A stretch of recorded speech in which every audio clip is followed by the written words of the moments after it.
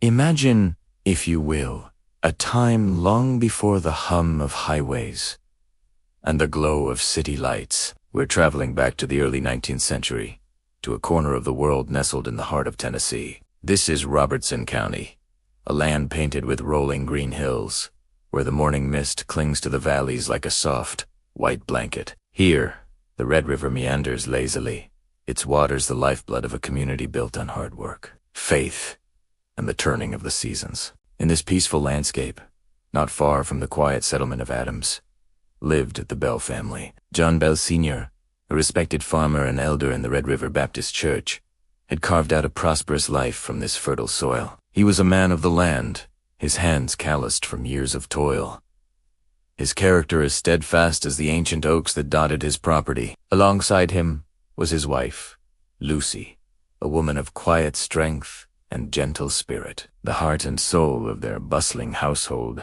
Their home wasn't a grand mansion, but a sturdy, two-story log house, built with timber hewn from the surrounding forest. It was a place filled with the sounds of the laughter of their children, the crackle of the hearth fire, and the gentle rhythm of daily chores. The Bell farm spanned over 300 acres, a patchwork of cornfields, pastures for their livestock, and dense woodlands teeming with wildlife. From the porch, you could see 4 miles, watching the sun rise over the distant hills and set in a blaze of orange and purple. The community of Adams was small and close-knit. Neighbors knew each other not just by name, but by the stories of their parents and grandparents. Life was simple, governed by the sun and the seasons. Sundays were for worship, weekdays for work, and evenings for gathering on the porch, sharing stories as fireflies danced in the twilight. It was a world of certainty, where the ground beneath your feet felt solid and the future seemed as predictable as the next harvest. The Bells were a picture of frontier prosperity and contentment. Their eldest son, Jesse, was married and had started his own family nearby. John Jr., Drury, and Joel helped their father work the land, their youthful energy echoing across the fields. Their daughters, Betsy and Esther, filled the home with grace and industry, learning the skills that would one day make them wives and mothers. The youngest, Richard Williams, was the baby of the family, doted on by his older siblings. In the year 1817, life for the Bells was good. The harvest had been plentiful, the family was healthy, and the future looked bright. There was no reason to believe that anything could ever disturb the profound peace of their Red River Valley home. They were grounded in their faith, respected by their neighbors, and secured in the familiar world they had built. It was an idyllic existence, a portrait of early American life at its most serene.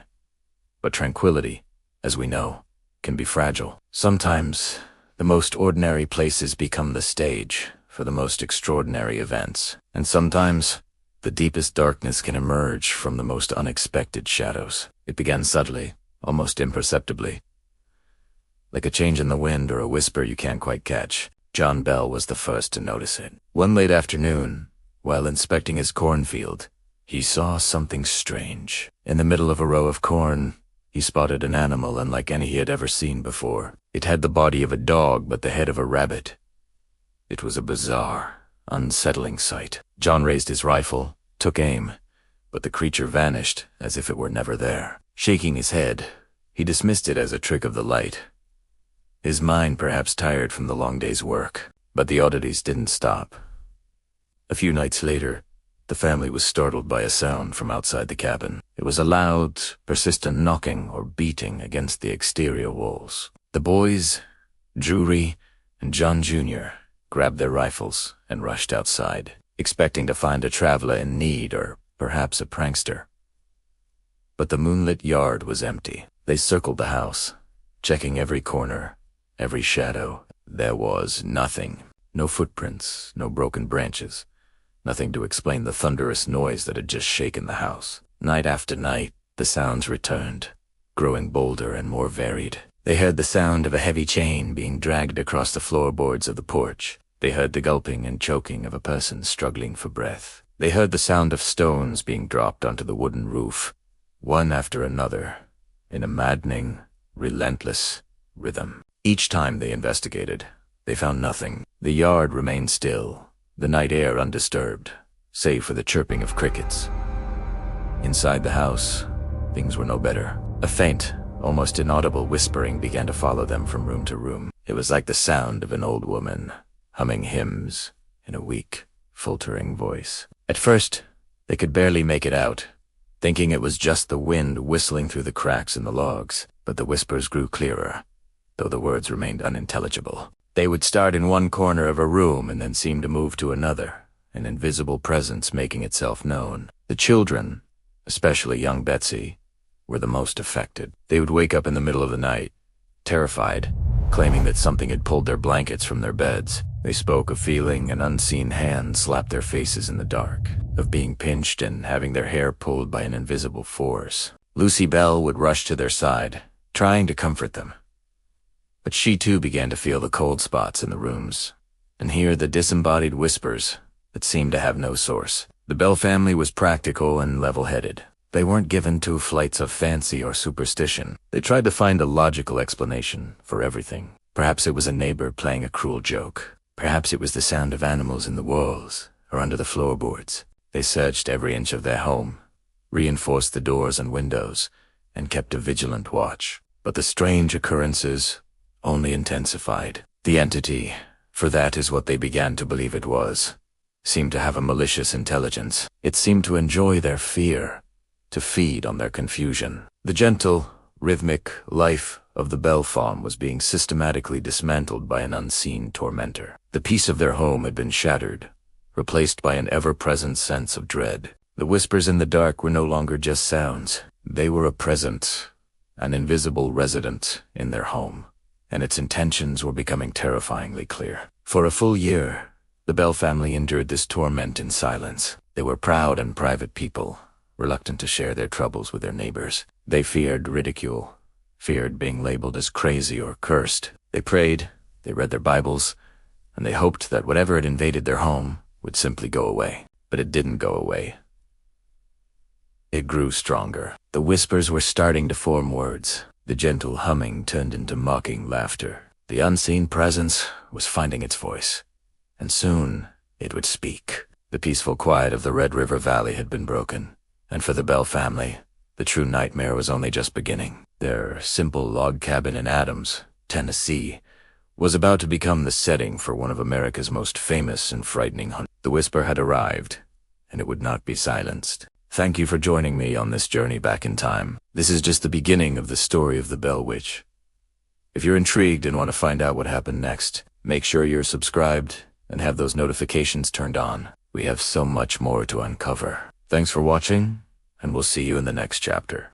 Hello and welcome back to our journey into the heart of one of America's most chilling tales. In our last chapter, we set the stage. Now, it's time to meet the family at the center of it all.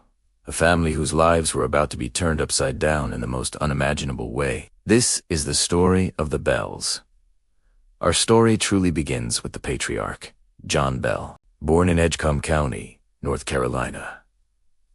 In 1750, John was a man of his time, a farmer, a husband, and a father. He was known as a hard-working and honest man, the kind of neighbor you'd be glad to have. In the late 1700s, he married Lucy Williams, a woman described by all who knew her as possessing remarkable grace, strength, and unwavering kindness. Lucy was the heart of the Bell household, a devoted wife and a loving mother who managed her home and family with a gentle but firm hand. Together, John and Lucy were a team, building a life from the rich soil of North Carolina. They started their family there, welcoming several children into the world.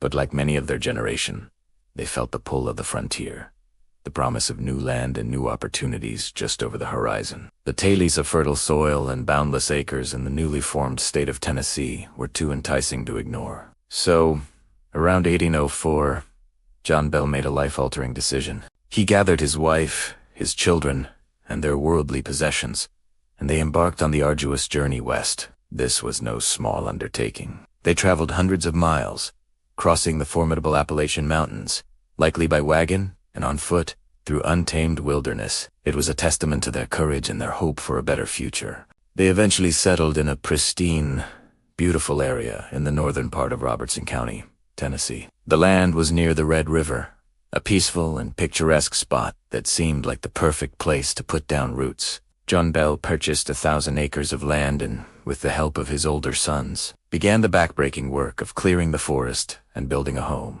They constructed a large, comfortable log house, not a simple cabin, but a substantial home with 2 main stories and extensions, built to accommodate their growing family. This home would become the epicenter of the events to follow. Around their house, fields of corn and other crops began to flourish. The Bells were diligent and prosperous. They were not just surviving on the frontier.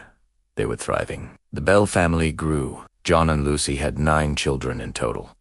Jesse, John Jr., Drury, Benjamin, Esther, Zeta, Elizabeth, Richard Williams, and Joel.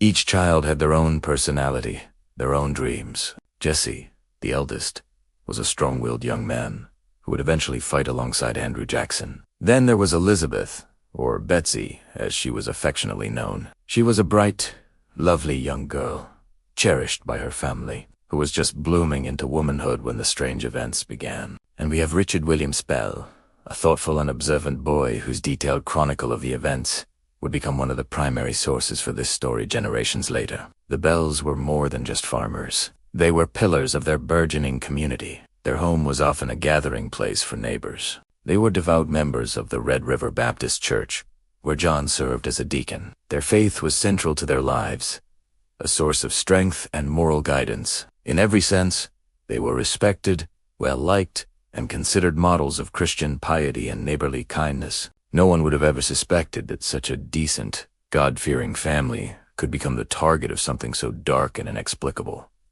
Imagine this family for a moment. They built a life from scratch, turning wilderness into a prosperous farm. Their home is filled with the sounds of work, laughter, and prayer. They are respected by their peers and secure in their faith. They are the embodiment of the American dream on the early frontier. They have every reason to believe their future will be one of peace and continued prosperity, surrounded by the family and the land they love. It's crucial to understand this foundation. The horror that is to come is not visited upon strangers in a forgotten corner of the world. It happens to Asterisk, the Maastrisk, to John, to Lucy, to Betsy, to the entire Bell family. Good, honest people who had done nothing to deserve the torment that was about to descend upon their idyllic life. Their reputation for integrity and their deep-seated faith make the story all the more perplexing and terrifying.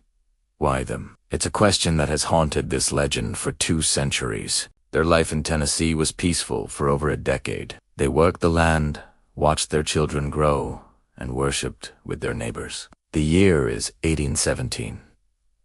The farm is flourishing. Betsy is a beautiful young woman, catching the eye of a local school teacher named Joshua Gardner. Life is good, but a shadow is beginning to gather at the edges of their property, a presence that will soon make itself known in a way that will shatter their peace forever. The tranquil life of the Bell family is about to end, and their name will become synonymous not with farming or faith, but with a haunting that would terrify a nation. Thank you for joining me for this chapter. We've now met the Bells, and the stage is set. In our next episode, the tranquility of the Red River settlement is broken by the first whispers of the unseen. The haunting begins. If you're finding this story as captivating as I do, please hit that like button, and make sure you're subscribed with notifications turned on, so you don't miss a moment of this incredible tale. We'll see you next time. Welcome back to our exploration of one of America's most chilling tales. We've set the stage, introduced the Bell family, and established their life on the frontier. Now, we arrive at the year 1817. A year that would mark the beginning of the end of their peace. This is where the ordinary fabric of their lives begins to unravel, thread by quiet, unsettling thread. Imagine the Tennessee frontier in the early 19th century. Life is dictated by the seasons, by the rising and setting of the sun. The world is vast, wild, and full of natural mysteries. But the events that were about to unfold were anything but natural. It all began subtly, with a single bizarre sighting that would later be seen as the first tremor before the earthquake. Our story's first strange event centers on John Bell Sr. himself. One afternoon, as he was inspecting his sprawling cornfield, something caught his eye. It was a movement, something out of place among the familiar rows of ripening corn. He squinted, trying to make sense of what he was seeing. There, in the dappled sunlight, was a creature unlike anything he had ever encountered. It had the body of a large dog, muscular and low to the ground. But its head was that of a rabbit, with long ears and a twitching nose. John, a practical man of the land, was baffled. He wasn't one for flights of fancy. He had seen panthers, bears, and all manner of wildlife in his years on the frontier. But this was something else entirely. It was an aberration, a creature that defied the laws of nature as he knew them. As he raised his rifle to take aim, more out of instinct and confusion than aggression, the creature simply vanished. It didn't run. It didn't scurry away. It just dissolved into the air, as if it were a mirage. Shaken, John returned to the cabin. He mentioned the strange animal to his family, perhaps dismissing it as a trick of the light or a sign of fatigue after a long day's work. They likely shared his confusion, but, like him, tried to rationalize it. In a world without electric lights, where the wilderness pressed in on all sides, the mind could play tricks. It was easier to believe in a tired eye than in a monster. They put the incident aside, hoping it was an isolated, peculiar event. But it was only the first whisper of the storm to come. Soon after, the disturbances moved from the fields into the very walls of their home. It started with sounds. Faint at first, they were easily dismissed as the house settling, or the wind rattling the shutters. But the sounds grew more distinct, more deliberate. It began with a gentle knocking on the outside of the cabin doors and walls. When a family member would go to investigate, they would find nothing but the still, moonlit night. The knocking was persistent, moving around the exterior of the house as if an unseen visitor was circling, patiently seeking entry. The family tried to find a source. They thought perhaps it was a prank by neighbors, though it seemed unlikely given the remote location and the late hours. They checked for loose branches hitting the roof, for animals trying to get into the stores. But every logical explanation fell short. The knocking had an intelligence to it, a rhythm that was too steady to be accidental. It was a patient, unnerving tapping that seemed to say, "I am here. I am waiting." As the days turned into weeks, the sounds escalated. The gentle knocking evolved into a loud, forceful banging, as if someone were striking the logs with a heavy fist. This was harder to ignore. It would wake the family from a deep sleep, their hearts pounding in the darkness. They would lie in their beds, listening. The silence between the volleys of bangs growing more terrifying than the noise itself. The sense of security they had built within their sturdy log home was beginning to erode. The outside world, which they had worked so hard to keep at bay, was now pressing in, not with the force of a storm, but with the deliberate, maddening touch of an unseen hand. Then came a new sound, one that was even more personal and invasive. Scratching, it sounded like a dog, desperately clawing at the wooden floors and the doors of the bedrooms. But the family's dogs would be outside or accounted for, sleeping soundly.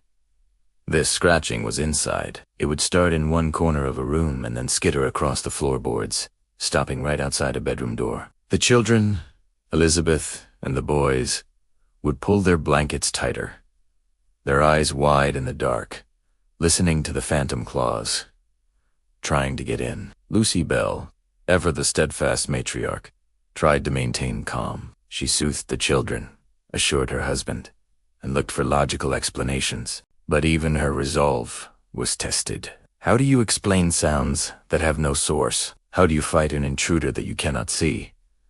The family was caught in a state of quiet dread. The activity wasn't violent yet, but it was profoundly unsettling. It was a psychological assault, a campaign of slow-burning terror designed to fray their nerves and dismantle their peace. One of the most disturbing early phenomena was the sound of bedposts being gnawed. Imagine lying in bed, trying to find the courage to sleep, and hearing what sounds exactly like a rat or a beaver chewing on the very post of the bed you were lying in. John and Lucy would light a candle, search the entire room, and find nothing. No animal, no marks, no sawdust. The moment the light was extinguished and they settled back into bed, the gnawing would begin again, a dry, rasping sound right next to their ears. Another strange sound that began to plague them was a faint, whispery voice. It was too indistinct to make out words, like the sound of lips smacking or a person murmuring just at the edge of hearing. It was often described as sounding like an old woman, her tongue clicking against the roof of her mouth.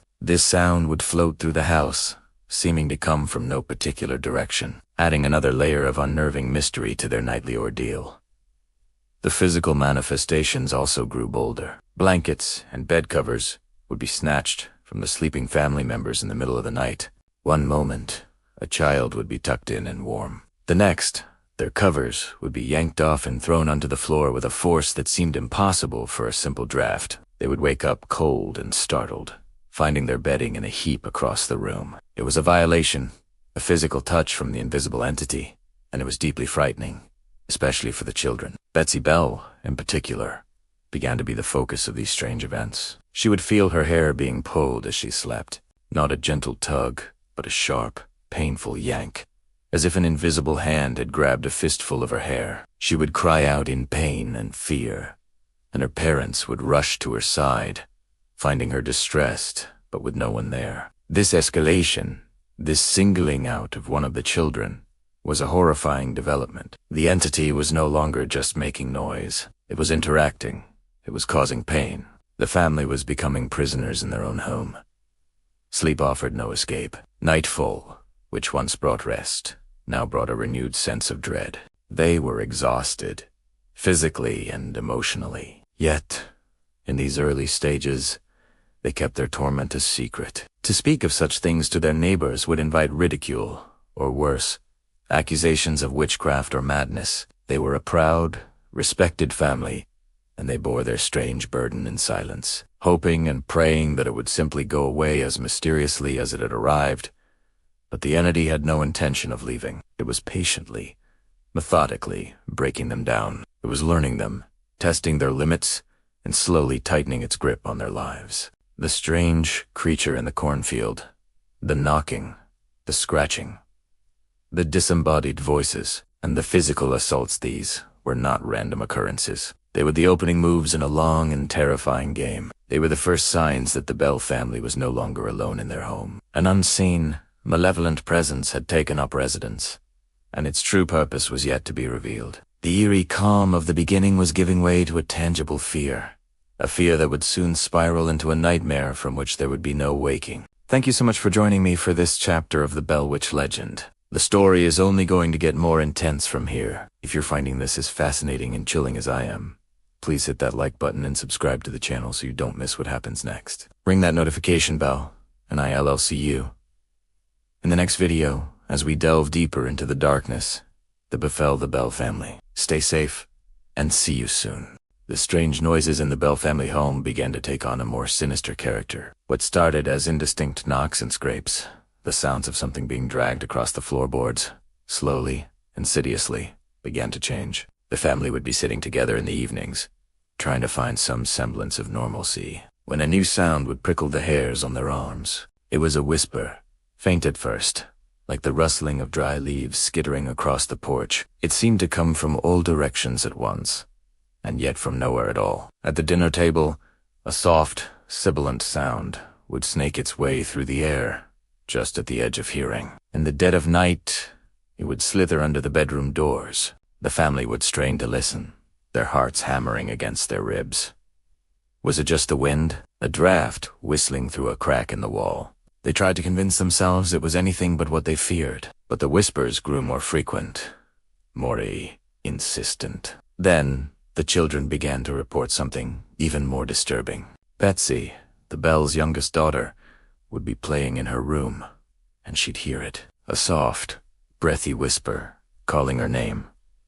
Betsy ... double quotes, it would say, drawn out and eerie. She'd spin around, her eyes wide, but the room would be empty. Her brothers, John Jr. and Drew, heard it too, a voice, seemingly in their very ear, calling their names when they were alone in the fields or doing chores in the barn. They'd whip their heads around, expecting to see their father or mother, but there was never anyone there. They'd run back to the house, their faces pale, and tell their parents. John and Lucy Bell tried to reassure them, telling them it was just their imagination playing tricks on them, a phantom of their overstressed minds, but they knew, deep down, that it wasn't. They had heard the whispers themselves, growing stronger, more defined. The disembodied sounds were coalescing, forming syllables, then words. The change was gradual but terrifying. The faint, rustling whispers started to gain substance, as if the entity was learning how to use a voice it didn't physically possess. Soon, the single, whispered words evolved into short, clipped phrases. The family would hear fragments of sentences drifting from the dark corners of the house. "I'm here. It might rasp. Or get out." The voice was raspy and weak, like an old woman struggling for breath. John Bell, a man of strong constitution and unwavering faith, found his resolve being chipped away with every spectral utterance. He would lead his family in prayer, his voice booming through the house, trying to drown out the spectral intruder. But the moment his prayer would end, the silence would be broken by a faint, mocking laugh that seemed to echo from within the walls themselves. It was a dry, crackling sound that sent shivers down everyone's spine. One evening, as the family gathered in the main room, the fire casting long, dancing shadows, the phenomenon reached a new and horrifying crescendo. The whispers were no longer just whispers. They had found their strength. A clear, distinct voice spoke, filling the room. It was the voice of a woman, yet there was no woman to be seen. It was sharp and cold, laced with a venom that made the very air feel heavy. "I am a spirit who was once very happy," the voice declared, its tone cutting through the stunned silence. "But I have been disturbed and am determined to haunt you and torment you as long as you live." The family stared at each other, their faces masks of pure terror. This was no longer a series of unexplained noises or faint whispers. This was a declaration. A sentient, intelligent, and malevolent entity was in their home, and it had just spoken to them directly. It had a voice, a personality, and a stated purpose: to make their lives a living hell. The voice seemed to delight in their fear. It would sing hymns, but with the words twisted into blasphemous parodies. It would quote scripture, passages from sermons the family had heard just days before, delivering them with a mocking, sanctimonious tone that was deeply unsettling. The entity demonstrated an uncanny awareness of their lives, their conversations, and even their private thoughts. It would taunt John Bell relentlessly. "Old Jack Bell," it would sneer, using a derogatory nickname for him. It would reveal secrets that only John knew, things he had never spoken of to another living soul. It would criticize his business dealings and question his piety, its words like tiny, sharp daggers aimed at his pride and his faith. The children,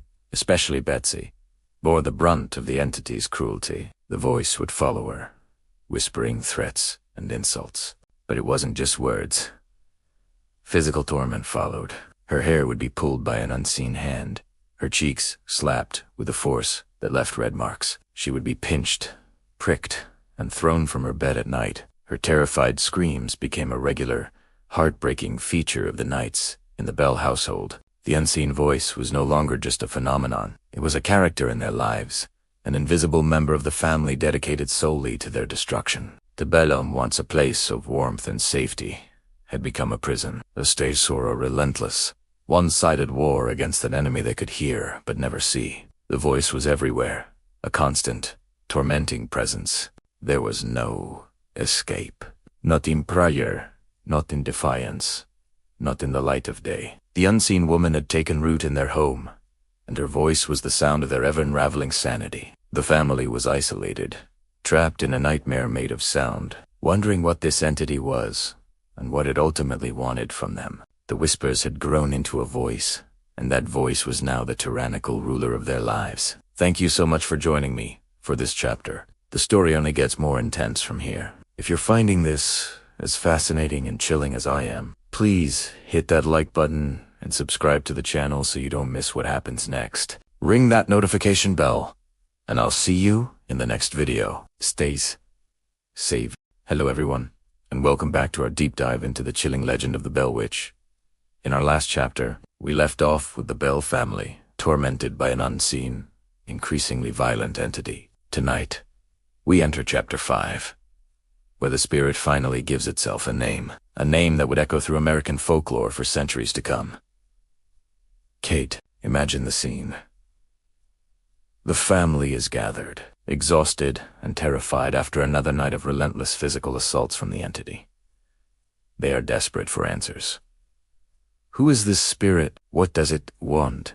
It's during one of these harrowing sessions that a voice, raspy and disembodied, finally speaks clearly, identifying itself. It claims to be the witch of old Kate Betts. Suddenly, the haunting has an identity, a name, and a potential origin tied to a very real person in their community. So, who was this Kate Betts? Was she truly a witch capable of sending a malevolent spirit to torment her neighbors? The historical records paint a picture of a woman named Catherine Kate Betts, who lived near the Bell Farm. She wasn't exactly the most popular person in Robertson County. By all accounts, she was considered highly eccentric. Neighbors described her as having unusual habits and a peculiar way of speaking, often muttering to herself. In a time when superstition was rampant, this kind of nonconformity was often enough to earn someone the label of a witch. People were wary of her, and children were likely told to keep their distance. The connection between Kate Betts and the Bells, according to the legend, stemmed from a business dispute. The story goes that John Bell had been involved in a land deal with the Betts family, or possibly a deal over a purchased slave, and Kate felt she had been cheated. She was reportedly furious, and it said she swore she would get her revenge on John Bell, even if it took the rest of her life or longer. This is the motive the spirit provides for its relentless persecution of the family, particularly John and his daughter, Betsy. "I am a spirit who was once very happy," it allegedly cried, "but I have been disturbed and am now determined to hunt and torment old John Bell as long as he lives."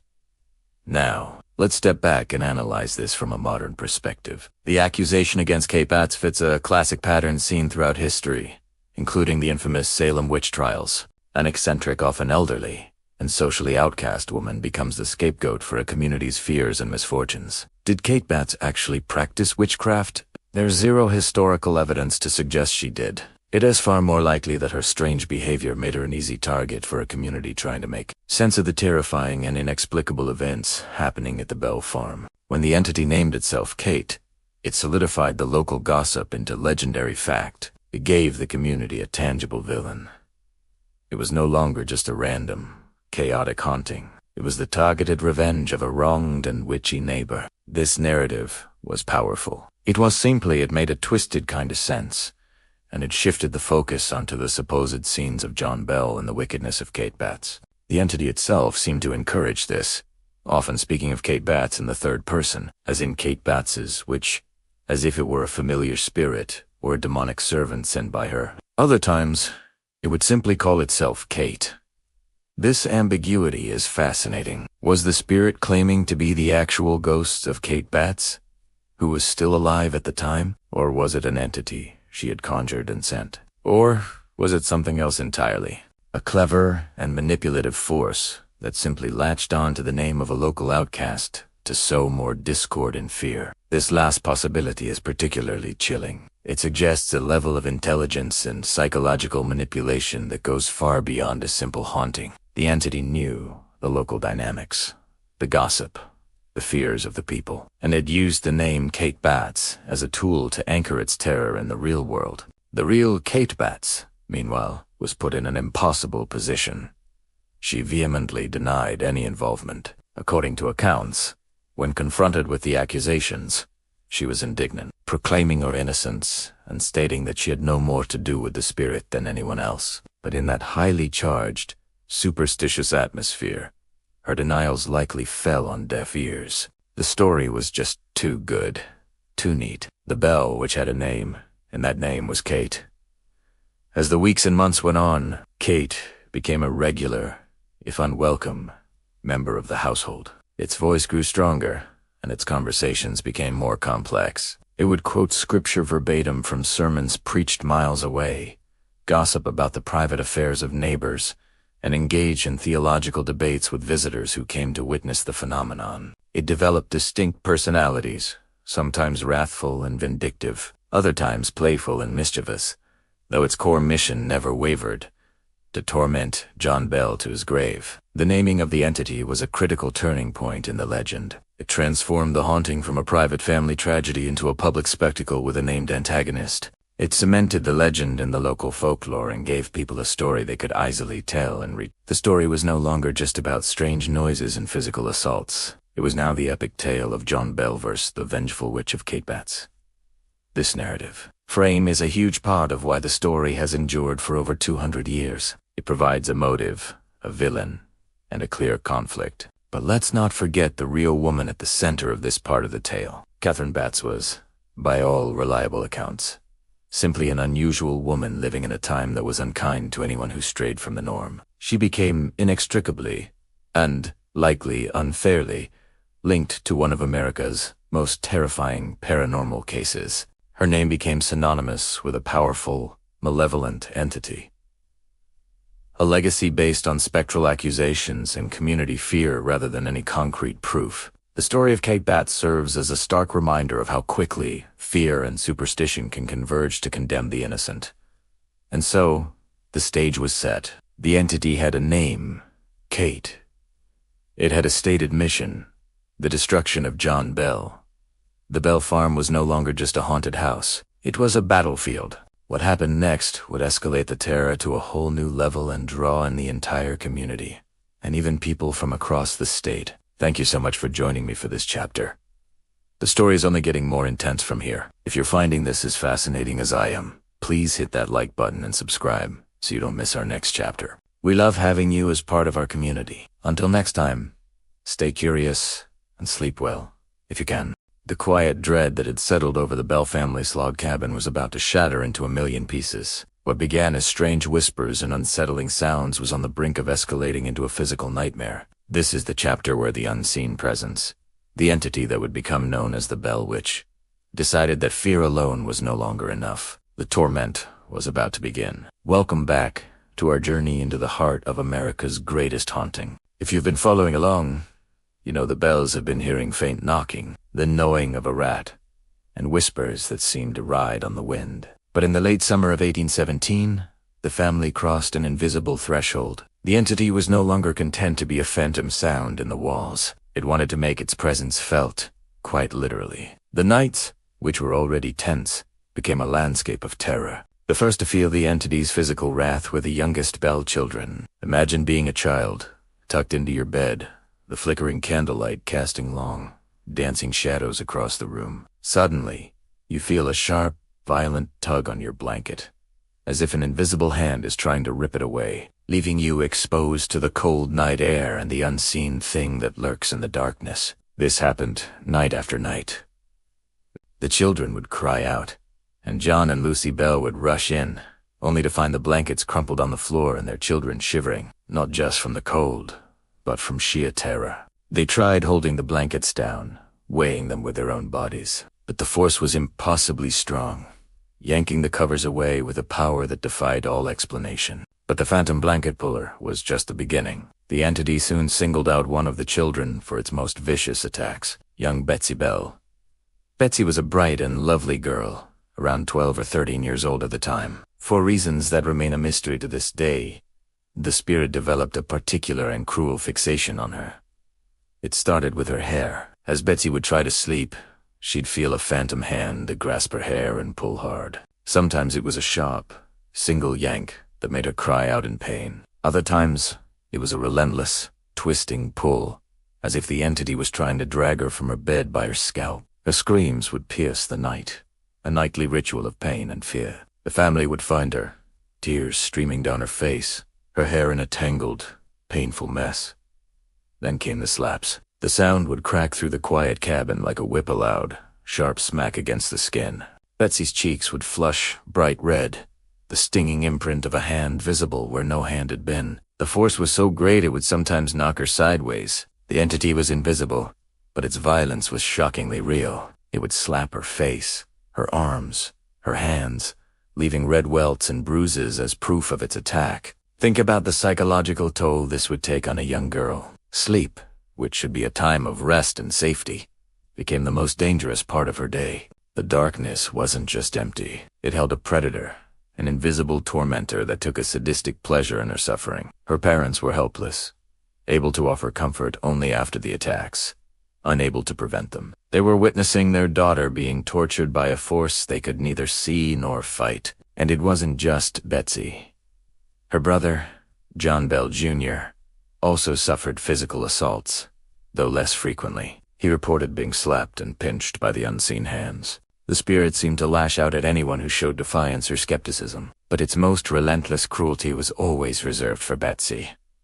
The violence wasn't limited to the children's body. The very fabric of the Bell home began to twist and contort under the entity's power. Objects would fly across the room with no one near them. A pewter dish might suddenly lift from the dining table and clatter against the far wall. A book left on a mantelpiece could be hurled into the center of the room. The family would be sitting together, trying to find some semblance of normalcy when the chairs they were sitting on would begin to shake and shudder violently as if in the grip of an earthquake that only they could feel. One of the most terrifying displays involved the furniture itself. Beds would begin to shake so violently that the occupants felt they were about to be thrown onto the floor. Heavy wooden tables would tremble and rock on their legs. The sound was deafening, the creaking and groaning of wood, the rattle of dishes, the thud of objects hitting the floor. It was pure chaos, a symphony of poltergeist activity designed to break the family's spirit. The nights in the Bell home became a siege.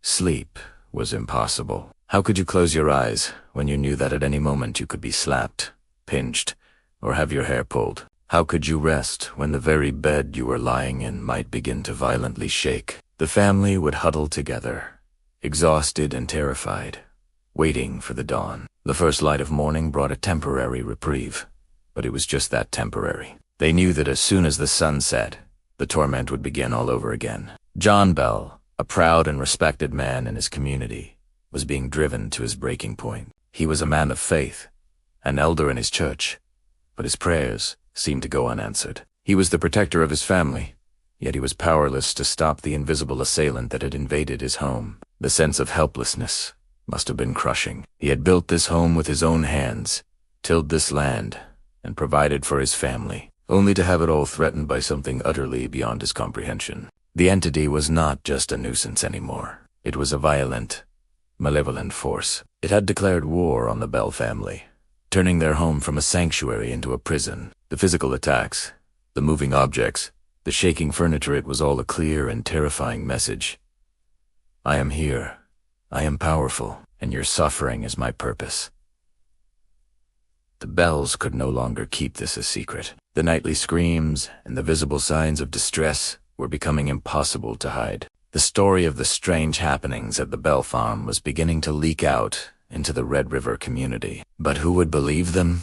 It sounded like the stuff of madness, of fever dreams. Soon, however, John Bell would have no choice but to seek help, to bring outsiders into his haunted home, a decision that would change everything and catapult the story of the Bell Witch from a private family terror into a public legend. The entity had begun its torment, and it was far from finished. The physical abuse of Betsy Bell would only intensify, and soon the spirit would find its voice, turning its psychological warfare into a whole new level of horror. Thank you so much for joining me for this chapter of the Bell Witch haunting. It's a dark and disturbing part of the story, but it's crucial to understanding the true nature of this terrifying case. If you find these deep dives into historical hauntings fascinating, please consider hitting that like button and subscribing to the channel. It really helps us continue to bring these incredible stories to light. We'll see you next time, as the entity finally begins to speak. Welcome back to our journey into the chilling heart of the Bell Witch legend. Last time, we explored the terrifying physical attacks the Bell family endured, but as the haunting progressed, it evolved into something far more unnerving, something that would cement its place in American folklore forever. This is the story of how the spirit found its voice. Initially, the entity's sounds were faint whispers, like the wind rustling through dry leaves. Family members would catch snippets of what sounded like an old woman softly singing hymns, often when they were on the verge of sleep. The melodies were faint, ethereal, and deeply unsettling. But soon, those whispers grew stronger, clearer, coalescing into a distinct, articulate voice. The entity was no longer just a poltergeist. It was a conversationalist. The voice, which identified itself as Kate, possessed a startling intelligence. It seemed to be everywhere at once, able to answer questions about events happening miles away with uncanny accuracy. Neighbors would test it, asking what their family members were doing back at their own homesteads. A man named John Johnson, a close friend of the Bells, once asked the spirit, "What is my Dutch neighbor, old Dull Bill, doing over at his house right now?" The voice, with a hint of amusement, replied, "He's in his loft, taking the salt out of a batch of meat." Johnson, skeptical, immediately rode to his neighbor's house. He returned later, his face pale, and confirmed that the spirit was exactly right. Word of the talking spirit spread like wildfire across Tennessee and beyond. The Bell Farm became an unwilling tourist attraction. People traveled for days, driven by a morbid curiosity to hear the witch speak. And speak she did. Kate was a performer, a master of ceremonies, in her own terrifying theater. She would greet visitors by name before they were even introduced, often revealing their deepest secrets to the mortified astonishment of everyone present. Imagine arriving at the Bell home, a stranger from a distant town, only to be greeted by a disembodied voice from the shadows, saying something like, "Well, look who's here. Traveled all the way from Nashville, did we? I hope you remembered to tell your wife, UDB, stopping by the tavern on your way home last Tuesday." The room would fall silent, the visitor's face draining of color. Kate reveled in this psychological torment, using knowledge she couldn't possibly have to exert power and control. Her personality was a volatile mix of malevolence and piety. In one moment, she would be quoting scripture with the fluency of a seasoned preacher. She could debate complex theological doctrines with visiting ministers, often trapping them in their own logic until they were left sputtering in frustration. She would ask them, "If the good book says this, how can you then preach that?" leaving the most educated men of God speechless. She would sing hymns, her voice echoing through the log cabin with a haunting, spectral beauty, only to interrupt her own song with a string of curses that would make a sailor blush. One of the most unnerving aspects of the voice was its shape-shifting quality. While it most often sounded like a raspy old woman, it could mimic anyone. She would perfectly imitate John Bell's voice, calling for his children from another room, only for them to find their father sitting right in front of them, his mouth closed. She would replicate the voices of neighbors, friends, and even strangers, sowing confusion and paranoia. Sometimes, 2 or 3 distinct voices would speak at once, arguing with each other from different corners of the room, turning the small cabin into a cacophony of spectral chatter. The spirit's primary target, however, remained John Bell. She tormented him relentlessly. While others were mocked or startled, John was subjected to a special kind of cruelty. The voice would berate him constantly, calling him Old Jack and the most tormented old rascal on earth.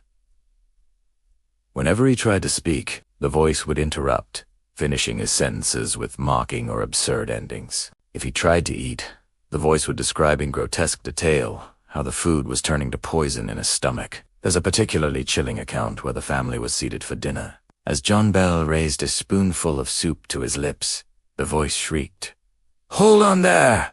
Old Jack! Don't you dare take another bite." I've been watching the cook, and I saw her stir a bit of bat S-wing and spider S-leg into your portion. Of course, it wasn't true, but the psychological effect was devastating. John's appetite vanished, and he grew visibly weaker day by day under this constant barrage of verbal abuse. The entity also held a particular animosity for John's daughter, Betsy, specifically concerning her courtship with a young man named Joshua Gardner. Kate seemed determined to prevent their marriage. Whenever Joshua would visit, the spirit would become especially active. She would pull Betsy's hair, slap her cheeks, and whisper threats that only Betsy and Joshua could hear. She'd taunt Joshua, saying things like, "You think you're worthy of this girl? I know your secrets, boy. I know what you think about when you're alone." The constant interference and supernatural harassment eventually wore the young couple down, and they tragically broke off their engagement, just as the spirit had intended. But why? Why this family?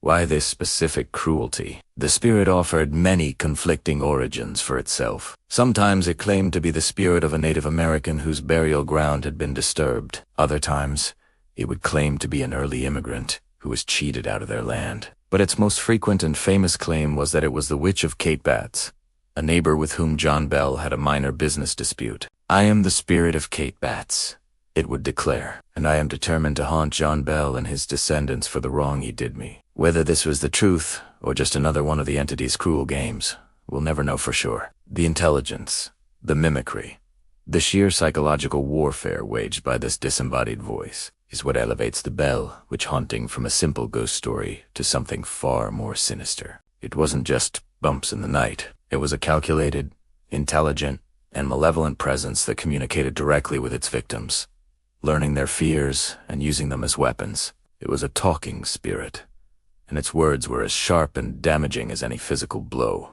The story, however, doesn't end here. The entity's relentless campaign against John Bell was escalating, leading towards a dark and tragic climax that would seal the legend in both history and horror. Thank you for joining me for this chapter of the tale. The story gets even darker from here, so if you don't want to miss what happens next, make sure you're subscribed to the channel and have those notifications turned on. We appreciate you being here. We'll see you in the next video. Word of the bell, which had spread like wildfire, carried on the whispers of travelers and the ink of local papers. It was no longer just a local Tennessee ghost story. It had become a regional phenomenon. Our quiet little farm on the Red River was about to become the most unlikely tourist attraction in the entire South. Welcome back to our deep dive into the Bell Witch legend. Today, we're exploring Chapter 8. Visitors from afar. The tellies were just too strange, too persistent to ignore. People from hundreds of miles away, from Kentucky, Alabama, even Georgia, began making the arduous journey to Robertson County.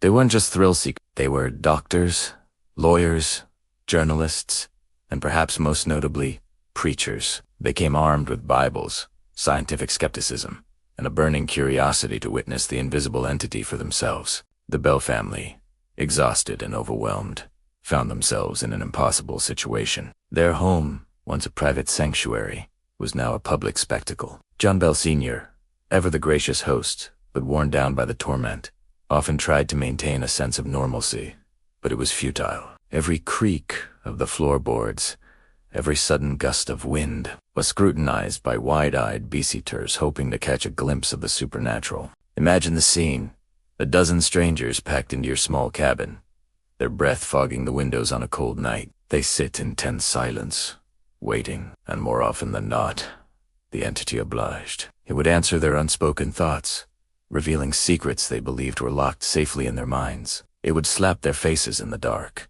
pull their hair, and fill the room with disembodied arguments and strange, ethereal singing. One of the most compelling accounts from this period involves a group of preachers who arrived, determined to perform an exorcism. They came with unwavering faith, ready to cast out what they believed to be a demonic force. They gathered around Betsy Bell's bed, opened their Bibles, and began to pray, their voices rising in a powerful chorus. But the entity was not intimidated. It mocked their prayers, mimicking their voices, and twisting their sacred verses into blasphemous parody. It debated theology with them, quoting scripture with a fluency that left them stunned and speechless. The spirit claimed it was not a demon from hell, but a spirit from everywhere, and that its purpose was far beyond their mortal comprehension. The preachers, who had arrived as confident exorcists, reportedly left the next morning, pale and deeply disturbed, admitting they had encountered a power they could not explain or defeat. Then there were the skeptics, men of science and logic who came to debunk the whole affair, certain it was an elaborate hoax, a trick of ventriloquism, or a case of mass hysteria. They would search the house from top to bottom, tapping on walls, checking under floorboards, trying to find hidden contraptions or accomplices. They would sit with the family, observing every interaction, looking for the telltale signs of deception. Yet, they too were often converted. The entity seemed to take special delight in confounding the doubters. It would whisper a secret directly into a skeptic's ear, a secret no one in the Bell family could possibly know. It would lift heavy blankets off them as they tried to sleep, or pinch them with invisible fingers until they yelped in surprise and pain. Many who arrived with a smug grin left with a haunted look in their eyes, their rational world turned completely upside down. One famous story, though it's sometimes attributed to a later period, fits perfectly with the atmosphere of this time. It concerns a man who brought a witch ball with him, a silver ball, believed to have the power to injure or even destroy a witch. He boasted that he would put an end to the spirit. As he entered the Bell property, he proudly displayed the silver charm. Suddenly, a disembodied voice boomed, warning him not to bring that object into the house. The man, startled but defiant, continued. As he neared the front door, an unseen force reportedly struck him with such power that he was thrown backward, dropping the witch ball. Terrified, he scrambled to his feet and fled, never looking back. The Bell home was no longer a home. It had become a stage for the unexplained, a laboratory for the paranormal. The family's suffering was now public entertainment. While some visitors were respectful and sympathetic, many were not. They treated the Bells less like a family in crisis and more like zookeepers for a supernatural creature. They demanded performances from the spirit, growing impatient if the house was quiet. This constant stream of visitors put an immense strain on the family, especially on John and Betsy, the primary targets of the entity's wrath. Their health deteriorated under the dual pressure of the haunting and the lack of privacy. The family farm, which required constant work, began to suffer from neglect, as their time and energy were consumed by managing the crowds and enduring the nightly torment. But the visitors also served a crucial purpose in the legend's history. They became its witnesses. They were the ones who carried the stories back to their hometowns, their accounts lending credibility to what might have otherwise been dismissed as a local folktale. These were reputable men, pillars of their communities, and when they spoke of the disembodied voice and the physical assaults at the Bell farm, people listened. The sheer volume of testimony from this period is staggering. While many of the original, first-hand accounts have been lost to time, their essence survives in the letters, diaries, and newspaper articles of the era. They paint a consistent picture of a phenomenon that defied easy explanation. It wasn't just a ghost. It was intelligent, interactive, and often incredibly malevolent.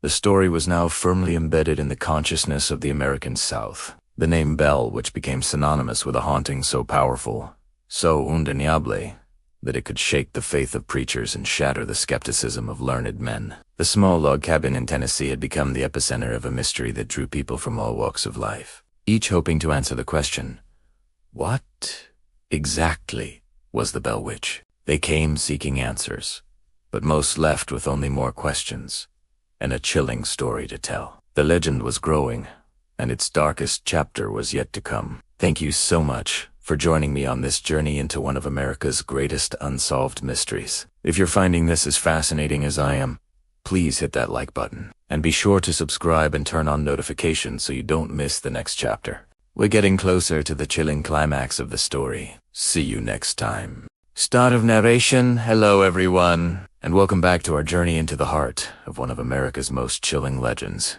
In our last episode, we delved into the terrifying physical and psychological torment the Bell family endured. But what happens when a story this strange, this powerful, escapes the confines of a single family and begins to attract the attention of the wider world? What happens when a man destined for the presidency decides to see the unbelievable for himself? Today, we explore one of the most famous and debated chapters of the Bell Witch legend, the visit of General Andrew Jackson. By 1819, the strange happenings at the Bell farm were no longer a local secret. News of the invisible entity, its violent acts, and its uncanny intelligence had spread like wildfire across Tennessee and beyond. The story reached the ears of a man who was already a national hero, a man known for his iron will and skepticism, General Andrew Jackson. Intrigued, and perhaps a little disbelieving, Jackson reportedly declared he would either expose the trickery or fight the devil himself.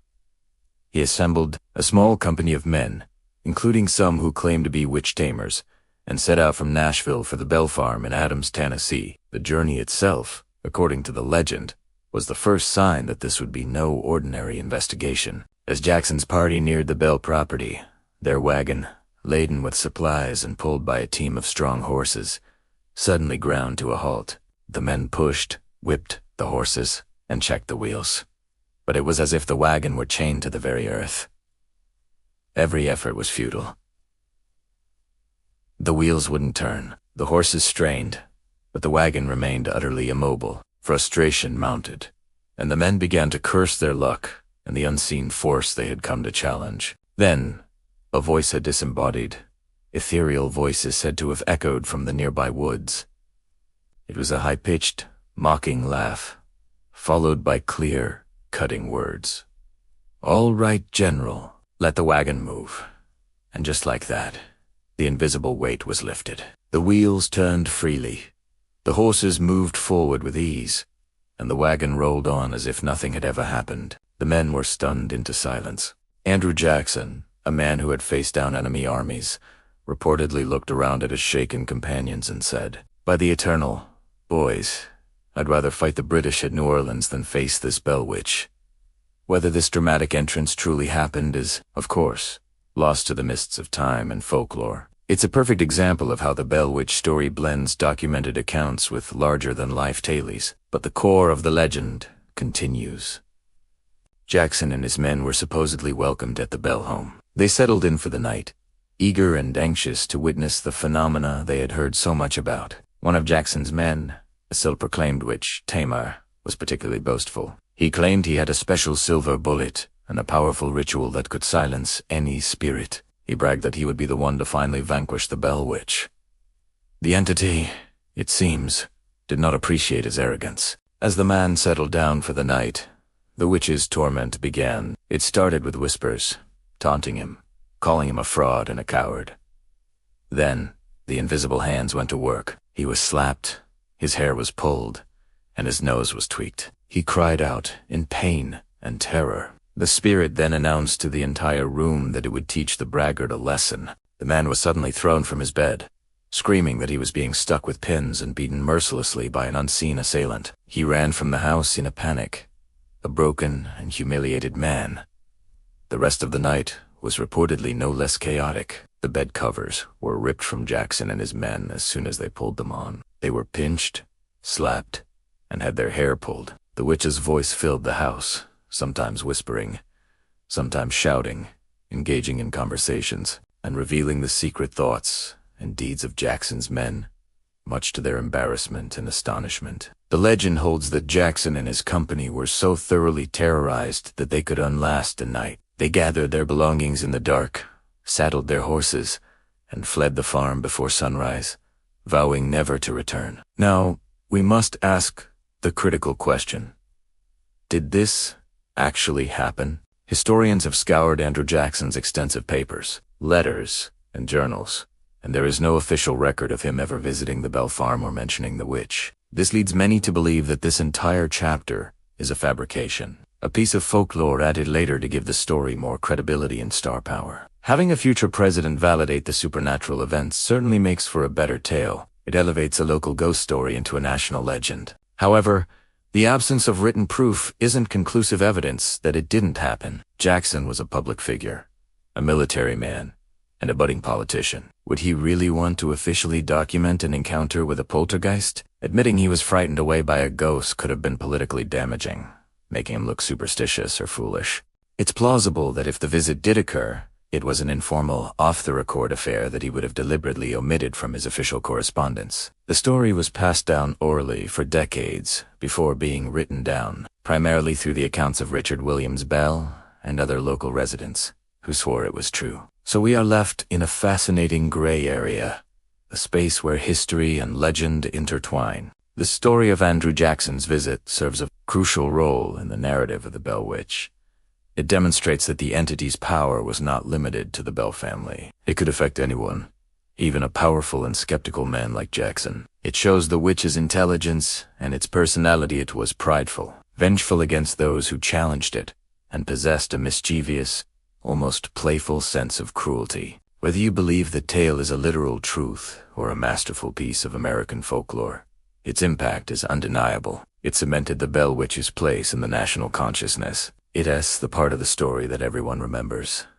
The tough-as-nails general who was sent packing by an invisible entity. This chapter transforms the witch from a family curse into a force of nature, a power that even the most influential figures in the country could not comprehend or control. It's a testament to the enduring power of a good story, one that blurs the lines between what is real and what is imagined, leaving us to wonder what truly happened on that dark and stormy night in rural Tennessee. As we continue our exploration, we will see how the entity's focus sharpens, turning its full, malevolent attention onto one member of the Bell family with truly tragic consequences. The story is far from over. Thank you so much for joining me today. If you're fascinated by this deep dive into America's greatest ghost story, please hit that like button and subscribe so you don't miss the next chapter in this incredible saga. We love hearing your thoughts, so drop a comment below.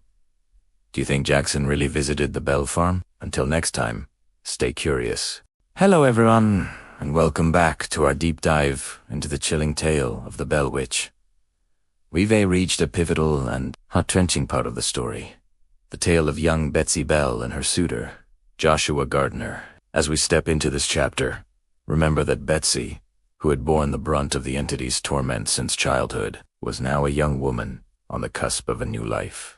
By all accounts, Betsy had grown into a remarkable person. Despite the years of relentless harassment from the unseen entity, she was known for her kindness and resilience. It was around this time that she caught the eye of a local young man named Joshua Gardner. Joshua came from a good, well-respected family who lived not far from the Bell farm. He and Betsy had known each other for years, their friendship blossoming from childhood acquaintance into a deep and genuine affection. Their courtship was, in the beginning, a source of immense joy for the Bell family. Seeing Betsy happy, finding a semblance of normalcy and love amidst the chaos, was a ray of light in the darkness that had enveloped their home. Joshua was a constant and gentle presence, and their relationship seemed like a promise of a peaceful future, a future free from the shadow of the witch. They would take walks, share quiet moments, and dream of a life together. Before long, Joshua proposed, and a delighted Betsy accepted.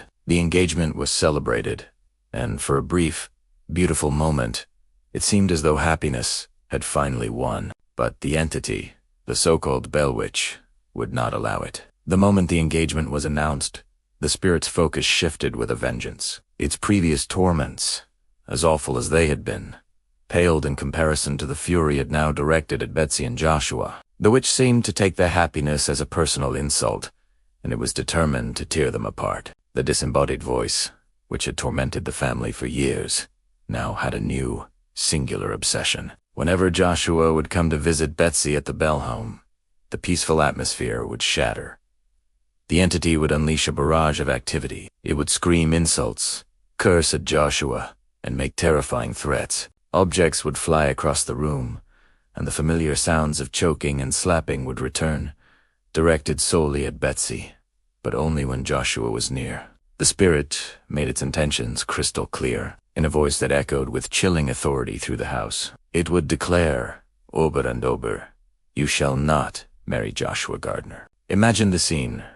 Two young people in love, trying to steal a moment of peace, only to be ambushed by an invisible, malevolent force. Their conversations would be interrupted by a disembodied voice, mocking them. If they tried to sit together, unseen hands would pull Betsy's hair or pinch her mercilessly. The spirit's attacks became so aggressive and so personal that it was impossible for them to be alone. The witch seemed to be everywhere, an unseen third party in their relationship, determined to poison every happy moment. This campaign of terror wasn't just physical, it was psychological. The entity would whisper doubts into Betsy's ear, telling her that Joshua didn't truly love her, that marrying him would bring ruin and sorrow. It would taunt Joshua, calling him names and threatening his family.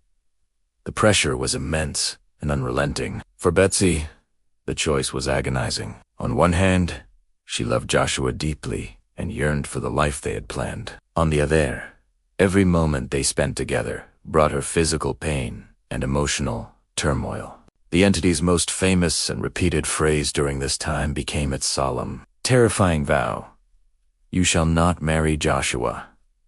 This wasn't just a threat, it was a curse, a declaration of war on their love. The family tried to intervene. They prayed. They commanded the spirit to leave the young couple alone, but nothing worked. The witch's resolve only seemed to strengthen. It told Betsy that it had other plans for her, a different destiny, and that Joshua Gardner was not a part of it. The constant torment began to take its toll. Betsy grew pale and withdrawn. The joy and hope that had briefly illuminated her face were replaced by fear and exhaustion. Joshua, for his part, was steadfast. He loved Betsy and refused to be scared away by the entity. He would try to comfort her, to protect her. But how can you fight an enemy you cannot see? How do you protect the woman you love from a force that can attack her from within her own home, from the very air around her? This period marks one of the most tragic turns in the Bell Witch legend. It demonstrates the entity's intelligence and its deeply personal, almost possessive, vendetta against Betsy. It wasn't just causing random chaos anymore. It was actively manipulating her life, controlling her future, and destroying her chance at happiness. The witch wasn't just a poltergeist. It was a saboteur of the heart. The question that hangs over this part of the story is, why? Why was the entity so vehemently opposed to Betsy's marriage to Joshua Gardner? Was it jealousy? Did it have some other fate in mind for her? Acid climate? Some theories suggest the witch wanted to keep Betsy under its control, and a husband would have been a rival for that control. Others speculate on more complex and darker motives. Motives we may never truly understand. What is certain is that the constant, brutal opposition from the witch eventually wore Betsy down. The daily battles, the physical pain, the psychological warfare.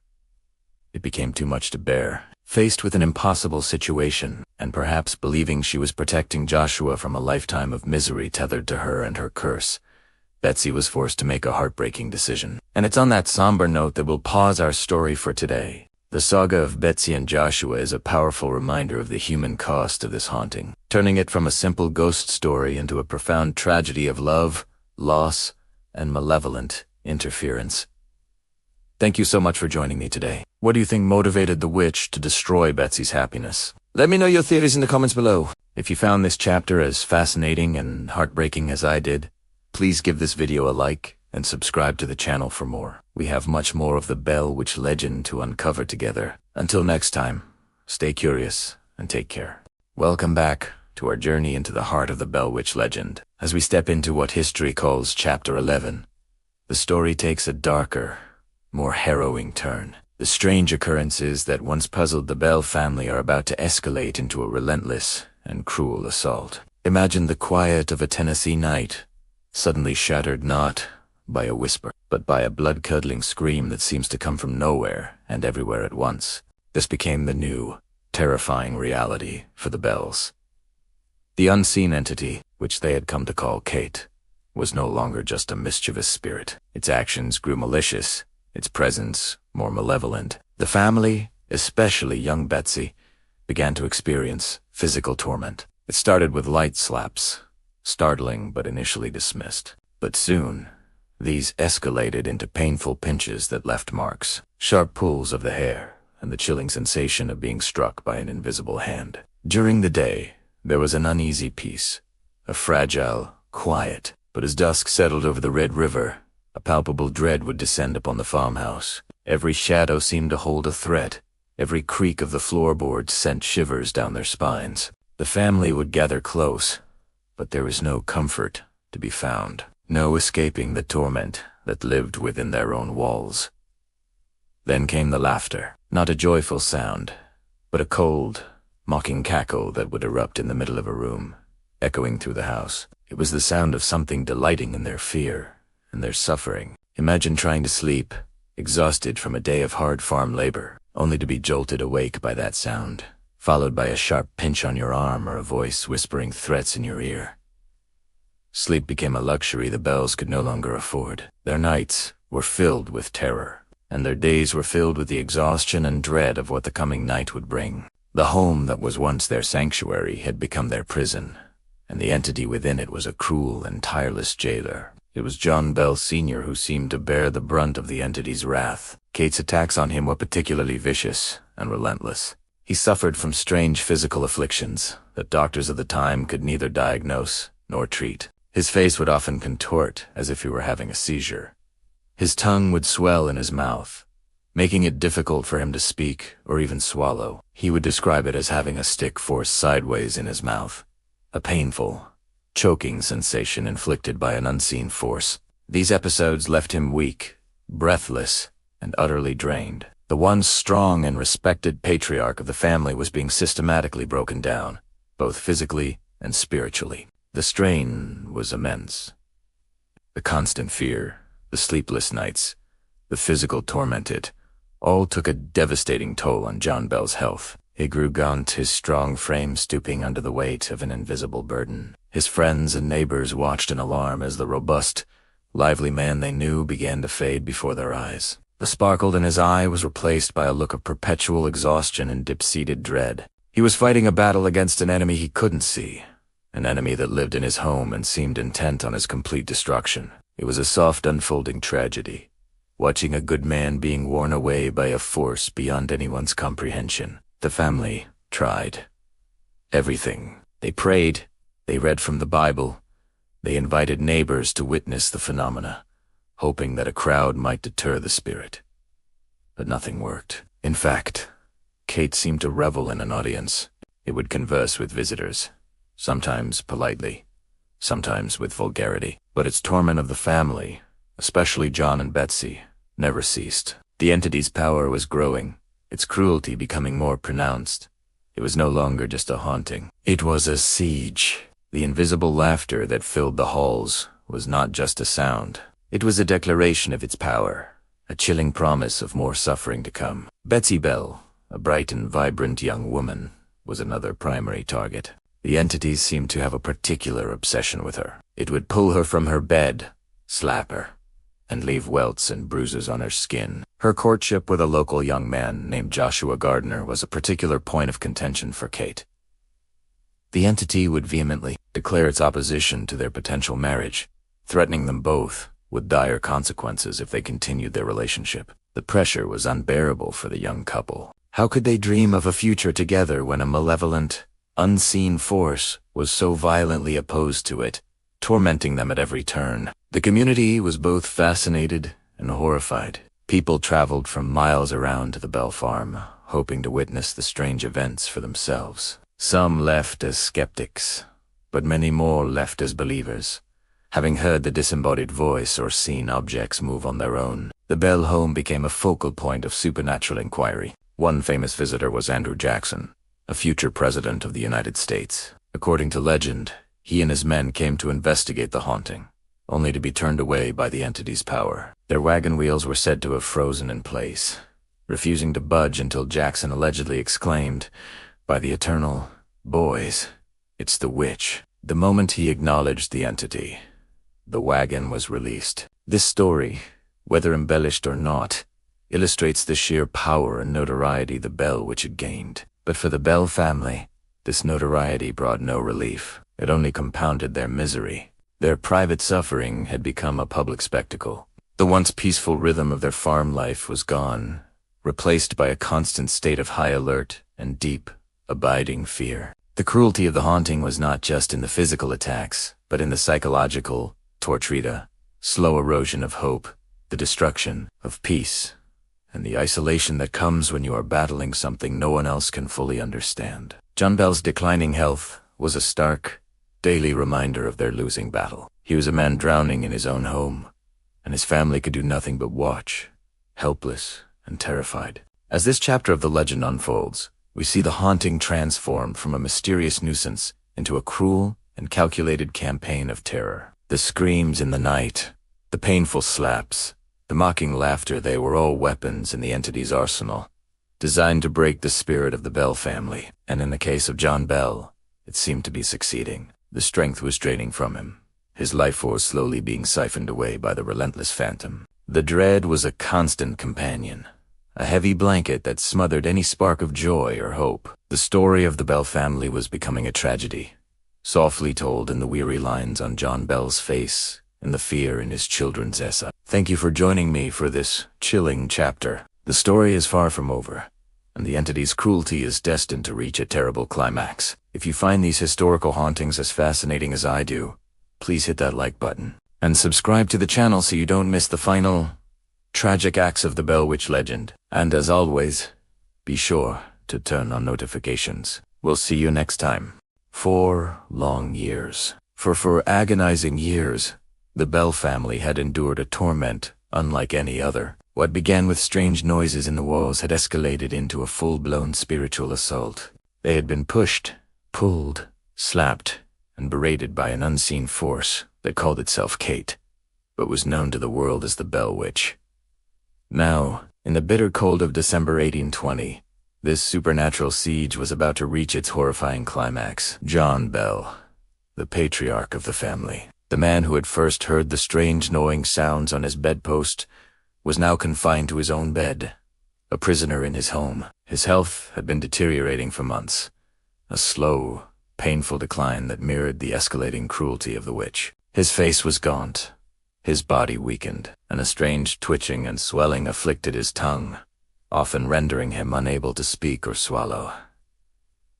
The entity, Kate, showed no mercy. In fact, she seemed to revel in his suffering, her disembodied voice often echoing through the house, mocking his pain and predicting his imminent demise. The family and their visitors could only listen, helpless, as she cursed and tormented the dying man. One morning, the family found John in a state of deep stupor, barely responsive. He had fallen ill during the night, and his condition was far worse than anything they had seen before. Panic set in. His son, John Jr., went to the medicine cupboard to retrieve the vial his father normally took for his condition. But what he found wasn't medicine. The familiar bottle was there, but inside was a strange, dark, smoky-looking liquid that no one recognized. It was clear to everyone that the family's medicine had been replaced. A wave of dread washed over the room. Who could have done this? The answer came almost immediately, not from a person, but from the air itself. The witch's voice, dripping with triumphant malice, filled the space. "It's useless for you to try to relieve O.L. Jack," she shrieked with glee.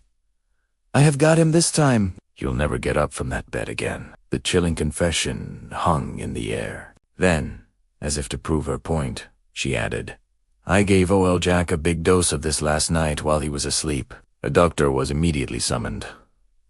Dr. George Hobson arrived and, upon seeing the mysterious vial, decided to test its contents. He cautiously administered a single drop onto a corn cob and tossed it into the fireplace. The effect was instantaneous and terrifying. A brilliant, blue-white flame erupted with a violent fit, shooting up the chimney like a gunpowder flash. The contents were a potent, unidentified poison. There was no doubt in anyone's mind what had happened. John Bell had been poisoned by the witch. There was nothing anyone could do. John Bell Sr. lingered for a short time, trapped in his unresponsive state, before finally passing away on December 20th, 1820. The long, torturous haunting had claimed its ultimate prize. The community was stunned. While many had witnessed the witch's antics firsthand, few believed she would go this far. Murder. But the witch's cruelty did not end with his death. During the funeral proceedings, as family and friends gathered to mourn, the house was filled not with sounds of sorrow, but with the witch's gleeful, triumphant singing. Her voice, loud and clear, celebrated the death of the man she had tormented for years. She gloated, she laughed, and she sang boisterous, cheerful songs that mocked the solemnity of the occasion. It was the ultimate act of desecration. Even at the graveside, her presence was felt. As the mourners began their journey from the house to the family cemetery, the witch's voice erupted once more. She sang a bawdy, popular tune of the day, called "Row, Row, Boatman, Row," her voice carrying across the fields. The procession was the largest ever seen in the county, yet it was overshadowed by the jubilant, spectral singing of the murderer herself. She continued her taunts until the last shovel of dirt was placed on John Bell's grave. Then, silence. After the funeral, the witch announced her departure. She told the remaining family members that she would be gone for 7 years, but promised she would return. And with that, the constant, oppressive presence that had defined their lives for 4 years simply vanished. The house fell quiet. The physical attacks stopped. The disembodied voice was gone. For the first time in years, the Bell family experienced something that felt like peace. But it was a peace bought at a terrible price. A peace haunted by the memory of a father lost to a vengeful spirit. The story of the Bell, which was far from over. It was merely entering a new, quieter, but no less unsettling chapter. Thanks for tuning in to this chilling chapter of the Bell Witch haunting. It's a story that blurs the line between folklore and fact, and it only gets stranger from here. If you don't want to miss what happens next, make sure to hit that subscribe button and ring the notification bell. We appreciate you being here. Stay curious, and we'll see you in the next video. The winter of 1820 was a brutal one for the Bell family, but the harshest storm wasn't the snow and ice outside. It was the one raging within their own home. After years of torment at the hands of an unseen entity, John Bell finally succumbed. His death was as strange and unsettling as his life had become. The family found a small, mysterious vial near his bed, and the witch's voice was quick to claim responsibility. boasting that it had given him a dose that fixed him for good. In the moments following his death, an almost deafening silence fell over the Bell farm. For the first time in years, the house was still. The constant knocking, the spectral whispers, the violent attacks, it all just stopped. It was as if a great, dark storm cloud that had hovered over them for so long had finally dissipated, leaving a strange and hollow quiet in its wake. The family grieved, of course, but mixed with their sorrow was an undeniable sense of relief. Could it be over? Was the nightmare finally at an end? The days turned into weeks, and the peace held. The children could sleep through the night without being pulled from their beds. Dinner could be eaten without plates being thrown across the room. Conversations could be had without a disembodied voice mocking their every word. Life began to resemble something normal. The remaining family members started to pick up the pieces, rebuilding their lives from the wreckage the haunting had left behind. They began to hope, to believe that with John Bell's passing, the entity's purpose had been fulfilled and it had moved on. The community, which had watched the Bells' ordeal with a mixture of fear, skepticism, and morbid curiosity, also noted the change. The stories stopped. The farm on the Red River, once the epicenter of supernatural chaos, was now just a farm once again. It seemed the legend of the Bell which was finally ready to be relegated to the past, a dark chapter in the town's history.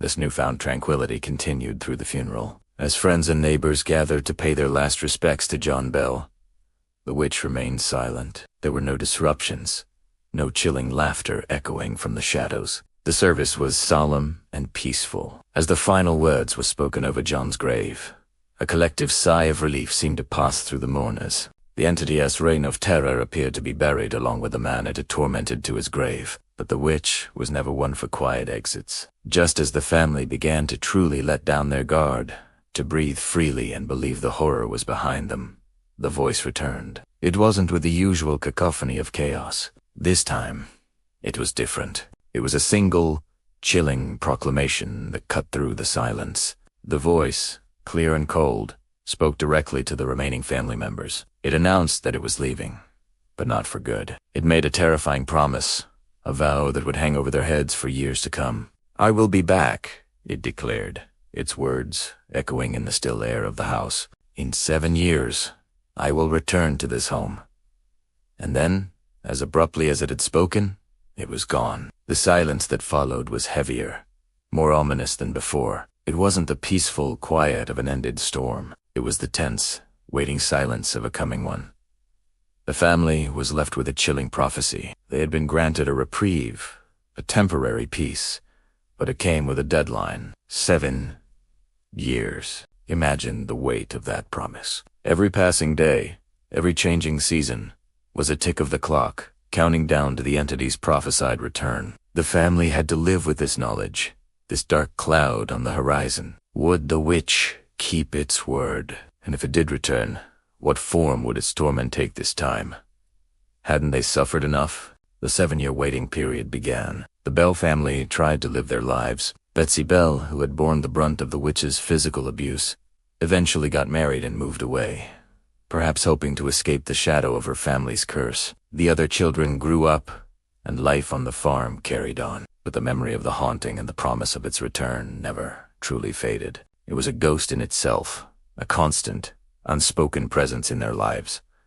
The story, however, doesn't end there. The witch's promise of a return in 7 years, and then again later in the family's history, ensures that the tale of the Bell, which is not just a story of a haunting, but a saga that spans generations. The events following John Bell's death were not an ending, but merely an intermission in a terrifying play that was far from its final act. Thank you so much for joining me on this deep dive into one of history's most fascinating and chilling tales. If you enjoyed this and want to hear what happens next, make sure to hit that like button and subscribe so you don't miss the next chapter. We'd love to have you as part of our community. See you in the next video. 7 years. 7 long years of silence had settled over the Bell farm in Robertson County, Tennessee. The relentless torment, the disembodied voice that had haunted the family, had vanished as mysteriously as it had arrived. Life had, against all odds, returned to a semblance of normalcy. John Bell Jr., now a man grown had taken over the family farm after his father's tragic passing. He had married, started a family, and tried to put the chilling events of his youth behind him. The whispers of the bell, which had faded into local legend, a ghost story told around crackling fires on cold nights. The silence was a fragile peace, one the family clung to, hoping it would last forever. But some promises, especially those made by an entity from beyond the veil, are not easily broken. One quiet evening in 1828, as John Jr. sat in his home, the very same house that had once been the epicenter of the haunting, a familiar yet long-unheard sound broke the stillness. It started as a faint whisper, like the rustling of dry leaves, almost imperceptible. John Jr. froze, every muscle tensing. It couldn't be. After all this time, it just couldn't be. But the whisper grew, coalescing into the clear, distinct voice he remembered with terrifying clarity.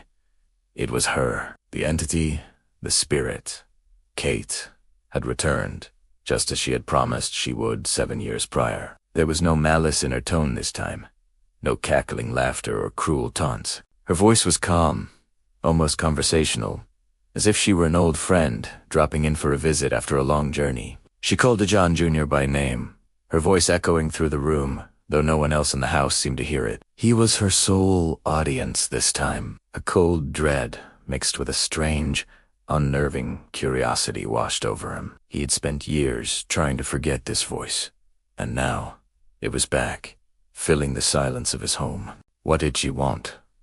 Why had she returned? The entity began to speak, not of curses or torments, but of the years that had passed. She spoke of the changes on the farm, the growth of the family, and the goings-on in the community, demonstrating an omniscient awareness that was just as unsettling as her previous attacks. She seemed to know everything that had transpired during her 7-year absence. John Jr., initially paralyzed by fear, found himself drawn into a conversation with the invisible presence. He asked the question that had haunted him for years.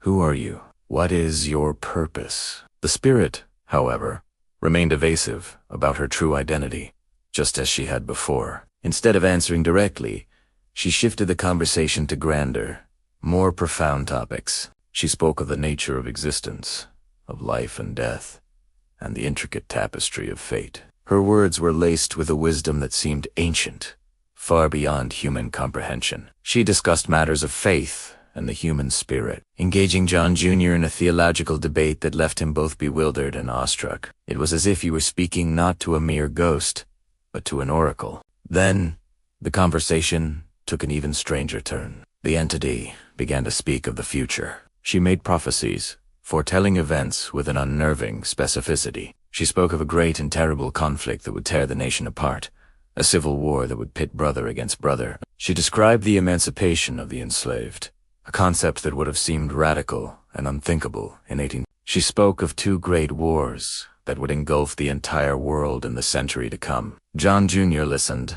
spellbound, as the invisible voice laid out a roadmap of future history, predicting technological advancements and societal shifts that were beyond his wildest imagination. She spoke of machines that would allow men to fly through the air, like birds and carriages that would move without horses. She described a world connected by invisible wires, where voices could travel across vast distances in an instant. To John Jr., a farmer in rural Tennessee, these predictions must have sounded like utter fantasy, the ramblings of a mad spirit. Yet, there was a conviction in her voice, a certainty that sent a shiver down his spine. He meticulously documented everything she said, writing down the strange and incredible prophecies in a journal that would become known as Our Family Trouble.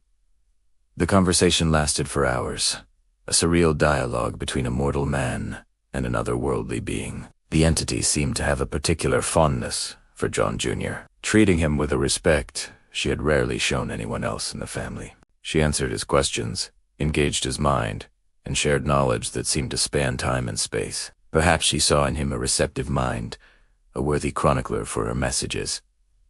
Or perhaps it was all part of a larger, inscrutable game. As dawn approached, a change came over the entity's voice. A note of finality crept in. She announced that her time was, once again, at an end. She had fulfilled her promise to return, but this visit like her initial manifestation, was not to be permanent. She told John Jr. that she would depart, but made another chilling promise.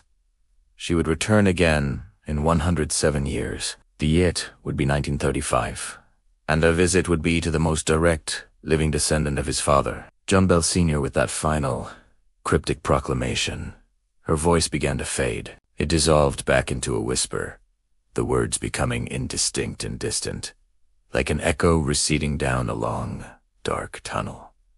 And then there was only silence, the profound, heavy silence of the Tennessee night, now feeling emptier and more mysterious than ever before.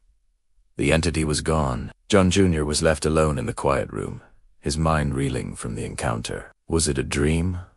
A hallucination brought on by stress and memory? He looked down at the pages of his journal, filled with his own frantic script, documenting prophecies of war and wonder. It was real.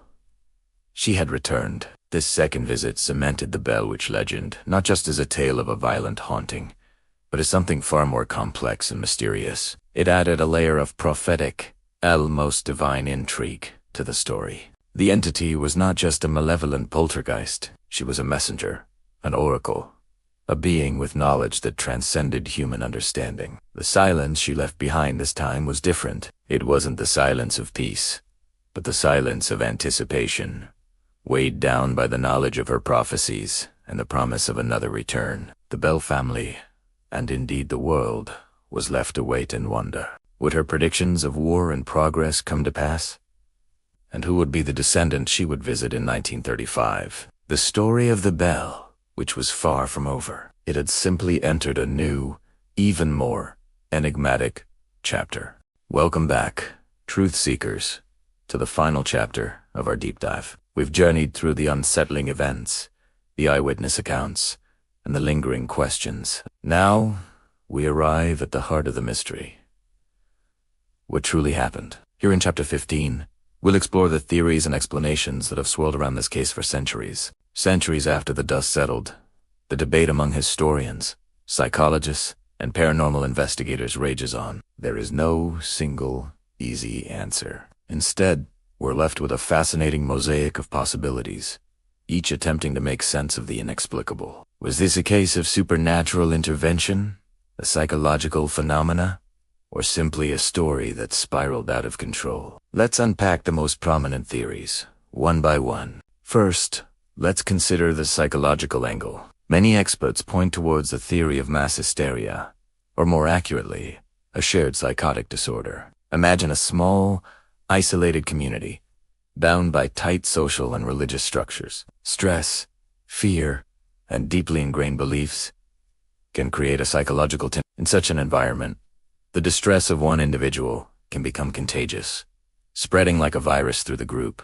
Symptoms can manifest: physical lifts, strange afflictions, visions, all without a medical cause. The mind is a powerful thing, capable of creating realities that feel completely tangible to those experiencing them. Could the entire series of events have been a product of collective anxiety, a shared delusion fueled by fear of the unknown and social pressure? It's a compelling explanation that grounds the mystery in the tangible, yet complex, realm of human psychology. It suggests that the monster wasn't an external force, but a manifestation of the community's own internal turmoil. But what if the explanation lies beyond the mind? This brings us to the second major theory: poltergeist activity. The term itself means noisy ghost, and the phenomena associated with it align remarkably well with many of the accounts we've examined. Objects moving on their own, unexplained noises, sudden drops in temperature, and a general sense of oppressive energy. These are the classic hallmarks. Unlike a typical haunting, poltergeist activity is often centered around a specific person, usually a teenager or someone experiencing significant emotional or hormonal upheaval. The theory suggests that this person, unconsciously, projects their internal stress outward as psychokinetic energy, causing physical disturbances in their environment. It's not a malicious spirit, but rather a chaotic, uncontrolled burst of human energy. Could one of the family members have been the unwitting epicenter of this psychic storm, their personal struggles manifesting as a terrifying physical reality for everyone around them? This theory bridges the gap between the psychological and the paranormal, suggesting that the source was human, but the manifestation was supernatural. Now let's look at a more mundane, yet equally potent, explanation. Good, old-fashioned family tension. Behind the closed doors of any home, there are complex dynamics, resentments, and secrets. What if the entire saga was a fabrication? A cruel and elaborate hoax born from a family at its breaking point. Perhaps it was a desperate cry for attention, a way to settle old scores, or a method to manipulate others within the family or the community. A lie, once told, can take on a life of its own, especially when others are eager to believe it. The children might have started it as a game, only to be forced to continue when the adults took it seriously. Or maybe the adults themselves orchestrated it for reasons we can no longer uncover. This theory is unsettling in a different way. It replaces supernatural terror with the chilling reality of human deception. It forces us to ask not what haunted them, but who was the architect of the lie, and why. Finally, we must consider the nature of storytelling itself. This brings us to our fourth theory, that the event was a cautionary tale, a local legend that grew larger and more elaborate with each telling. Think of it like a game of telephone spanning generations. A small, unusual event, perhaps. A strange coincidence, or a minor family dispute. It's told and retold, and with each narration, details are embellished to make the story more exciting, more frightening, more memorable. Over time, a simple anecdote about a creaky floorboard could evolve into a terrifying tale of a phantom menace. The story serves a purpose. It reinforces community values, warns against certain behaviors, or simply provides a thrilling piece of local folklore. In Tisbu, the truth of the event isn't in the details, but in the cultural role the story came to play. It became a vessel for the community's fears and a lesson for its children. The question then becomes less about what happened and more about why people needed to believe it happened in such a spectacular way. So, where does that leave us? With a collection of compelling, yet ultimately unprovable, theories. Was it a psychological breakdown? A psychic disturbance? A malicious hoax? Or a story that simply ran away from its tellers? Perhaps the truth is a combination of these. Maybe a foundation of genuine family tension provided the fertile ground for a shared psychological episode, which was then interpreted through a paranormal lens and later embellished into the legend we know today. The power of this story lies not in finding a definitive answer, but in its ability to accommodate all of these explanations. It holds up a mirror to our own beliefs. Do you see a psychological case study? A paranormal event, a human drama? Or a piece of folklore?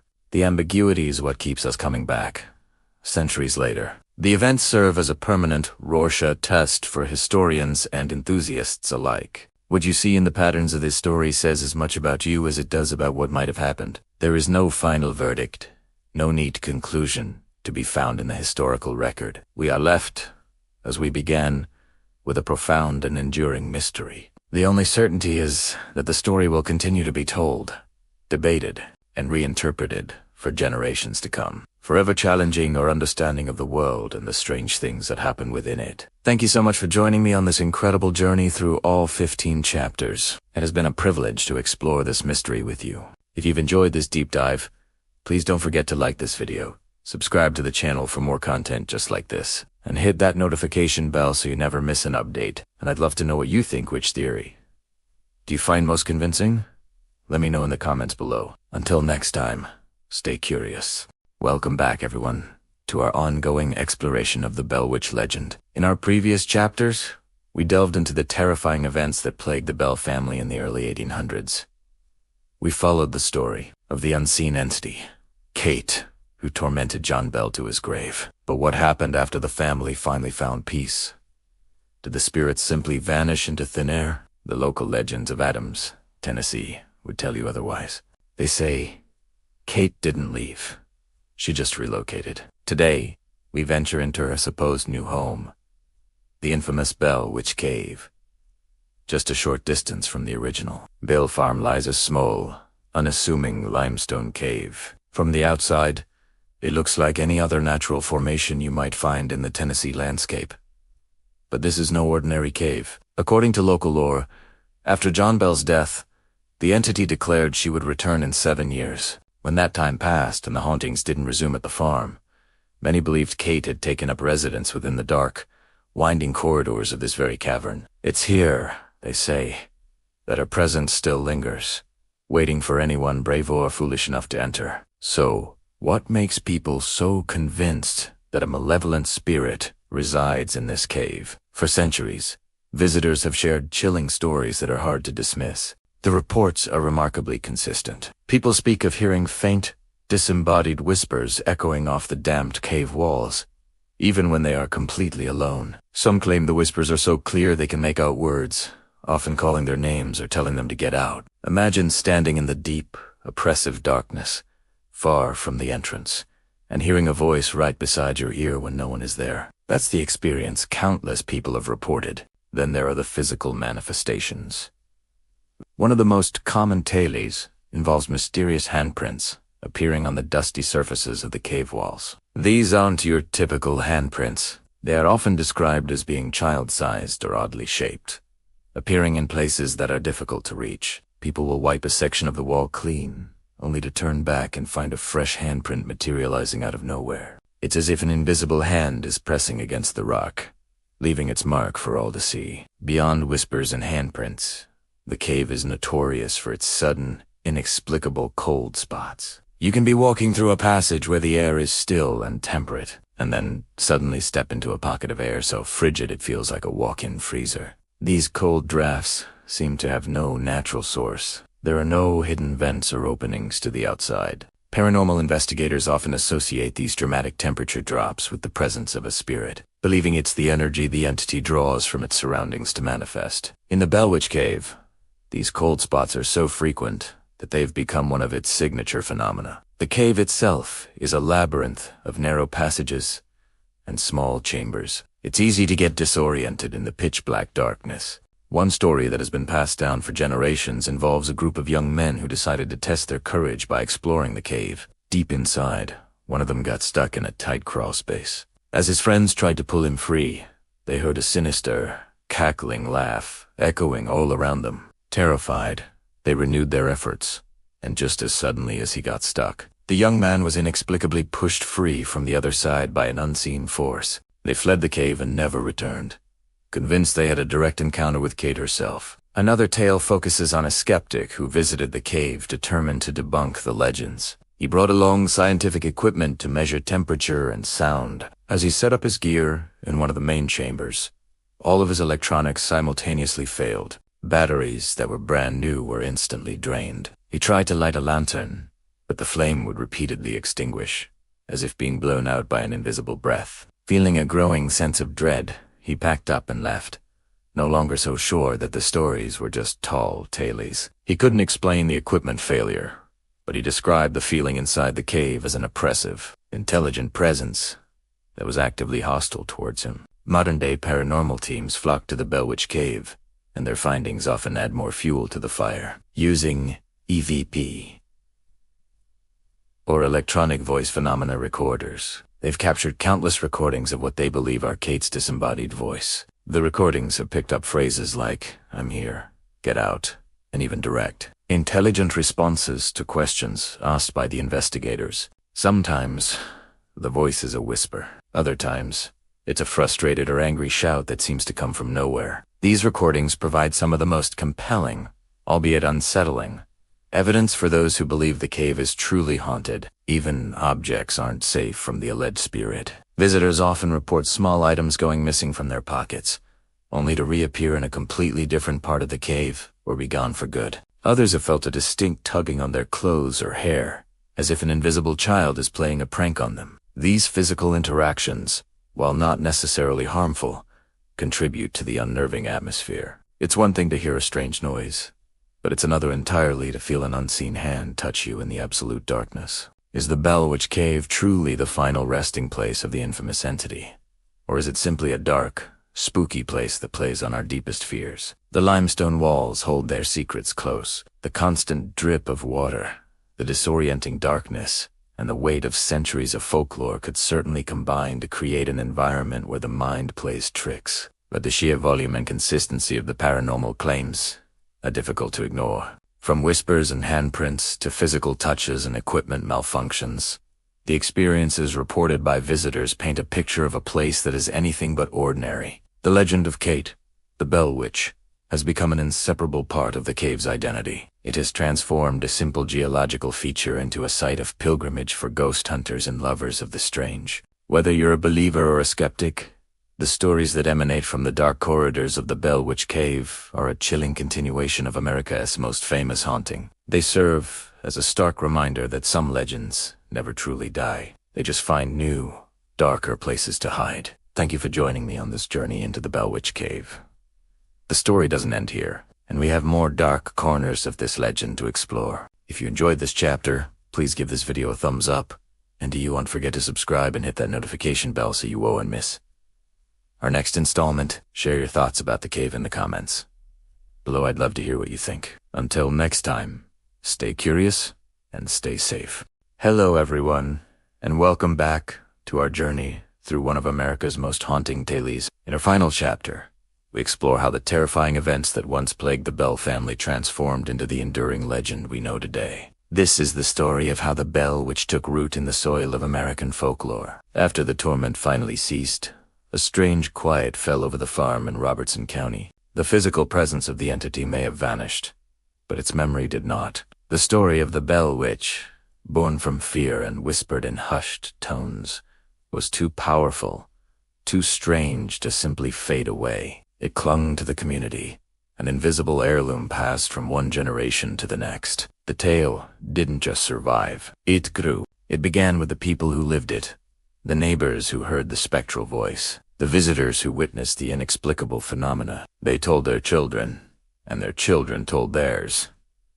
Each retelling was like planting a seed. The story spread from farm to farm, town to town, carried by travelers and traders along the winding roads of early Tennessee. A crucial element in this transformation was the written word. Richard Williams Bell, the youngest son of John Bell, took it upon himself to document everything that had happened. His manuscript, Our Family Trouble, was a detailed, first-hand account, a desperate attempt to make sense of the incomprehensible. Though it wasn't published for decades, its existence became a cornerstone of the legend. It was tangible proof, a chronicle that grounded the ghost story in historical reality. Then came Martin V. Ingram. In 1894, he published an authenticated history of the famous Bell Witch.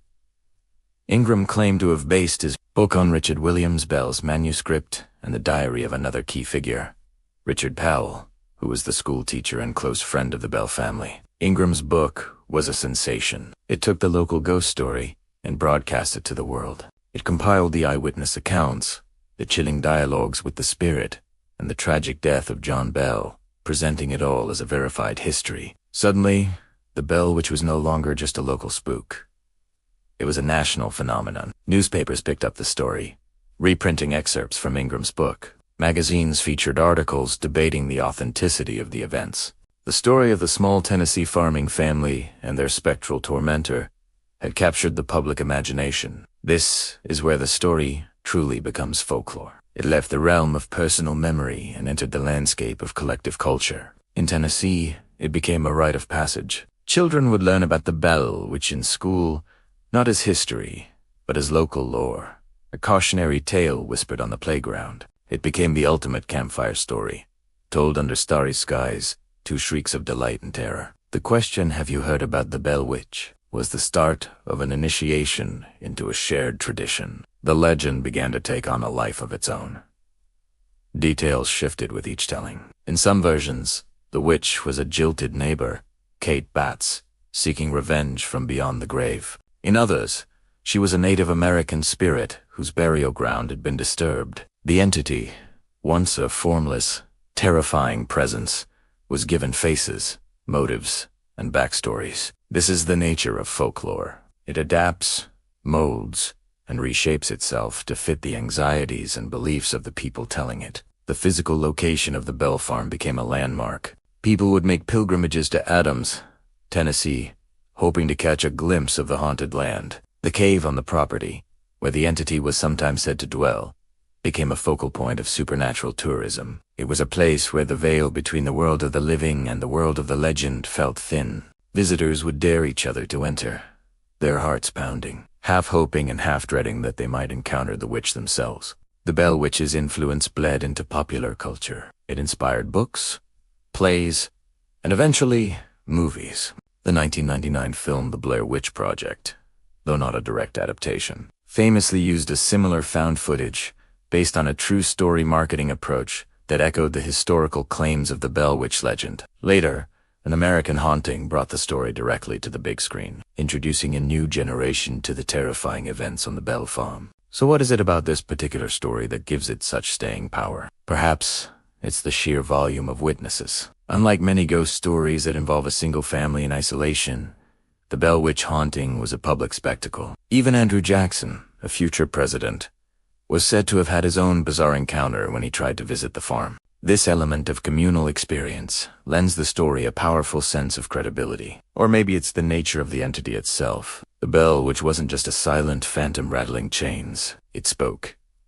It had a personality. It was intelligent, mischievous, and at times, utterly malevolent. It interacted with the family, held conversations, and demonstrated a clear, chilling intelligence. This makes the story feel less like a haunting and more like an invasion by a being from another reality. Today, the Bell, which is more than just a ghost story, it's a part of Tennessee's identity. It's a testament to the power of storytelling, demonstrating how a family's personal trauma can evolve into a cultural touchstone. The fear that once gripped the Bell family has been transformed, polished over 2 centuries into a gleaming, terrifying jewel of American folklore. The entity may be long gone, but the story, in all its chilling glory, is here to stay. It lives on in books, on screen, and most importantly, in the hushed, excited whispers shared around a campfire, ensuring that the Bell Witch will never truly be silenced. Thank you so much for joining me on this deep dive into the legend of the Bell Witch. It's a story that continues to fascinate and frighten us, a true American classic. If you enjoyed this series, please hit that like button, and don't forget to subscribe and turn on notifications so you won't miss our next exploration into the world's greatest mysteries. We'd love to hear your thoughts on the Bell Witch in the comments below. Until next time, stay curious.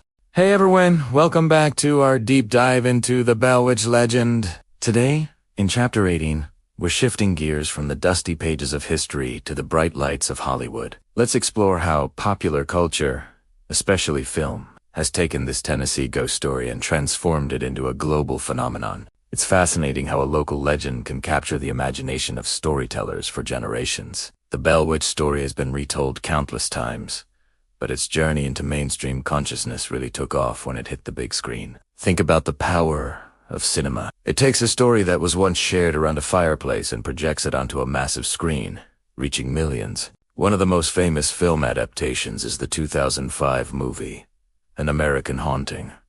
How many of you have seen it? It stars Donald Sutherland and Sissy Spacek, and it brought the Bell Witch story to a whole new audience. But like many historical adaptations, the film takes significant creative liberties. The filmmakers had to condense a complex, years-long haunting into a 2-hour narrative. To do that, they focused on the most dramatic elements and introduced a new, controversial theory to explain the haunting. This is a common practice in Hollywood, simplifying and sensationalizing to create a more compelling and marketable movie. The goal isn't always historical accuracy, but to deliver suspense, jump scares, and a tidy, understandable plot. The film romanticizes certain aspects while greatly exaggerating others. The supernatural events are amplified with modern special effects, making them far more terrifying than the subtle, creepy accounts from the original sources. The quiet knocks and whispers described in the 19th century become violent, poltergeist-like attacks on screen.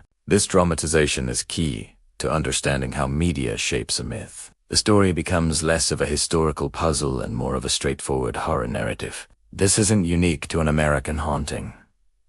Countless books, TV shows, and even podcasts have offered their own spin on the Bell Witch.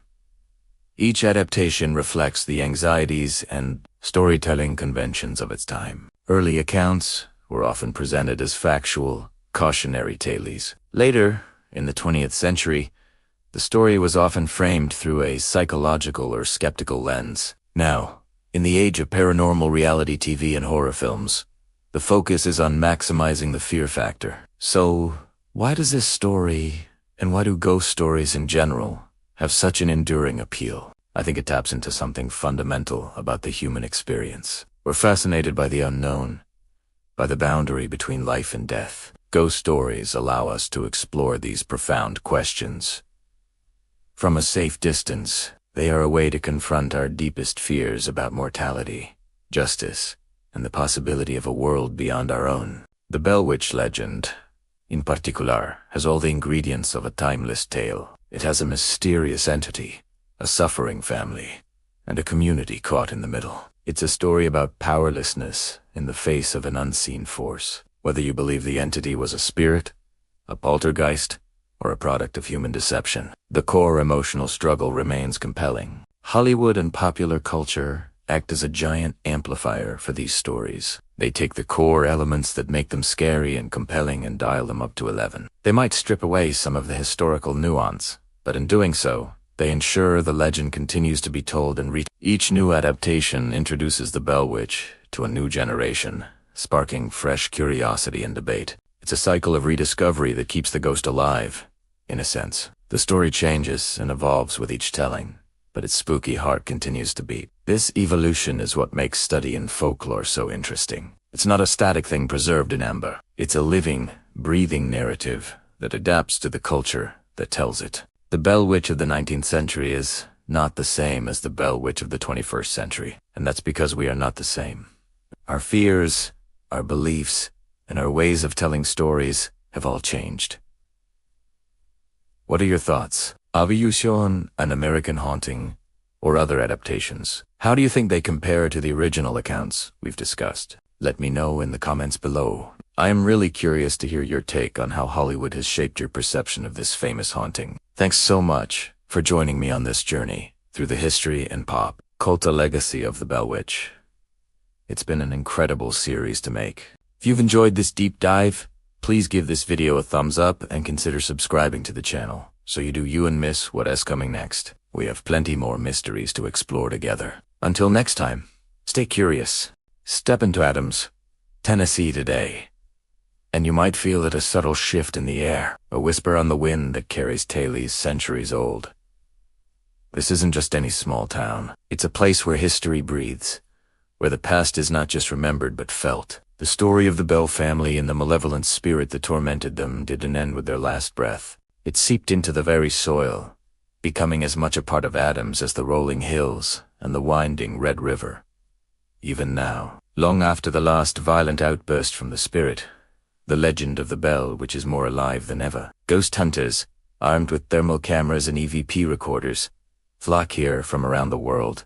They're not just chasing shadows. They're seeking a tangible connection to one of America's greatest ghost stories. They walk the same land where John Bell was tormented, where Betsy Bell was pinched and slapped by an unseen hand. They come hoping to capture a piece of the mystery that has puzzled and terrified people for over 200 years. And it's not just the professionals.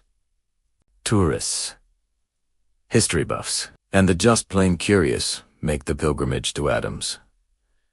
They visit the reconstructed Bell cabin, standing as a quiet monument to the family's ordeal. They walk the grounds, trying to imagine the fear, the confusion, the sheer disbelief of living through such a nightmare. They stand before the Bell family graves, paying silent respects, their minds filled with questions that have no easy answers. Was it a poltergeist? A curse? A manifestation of pure, disembodied malice? The local community has a unique relationship with its famous haunting.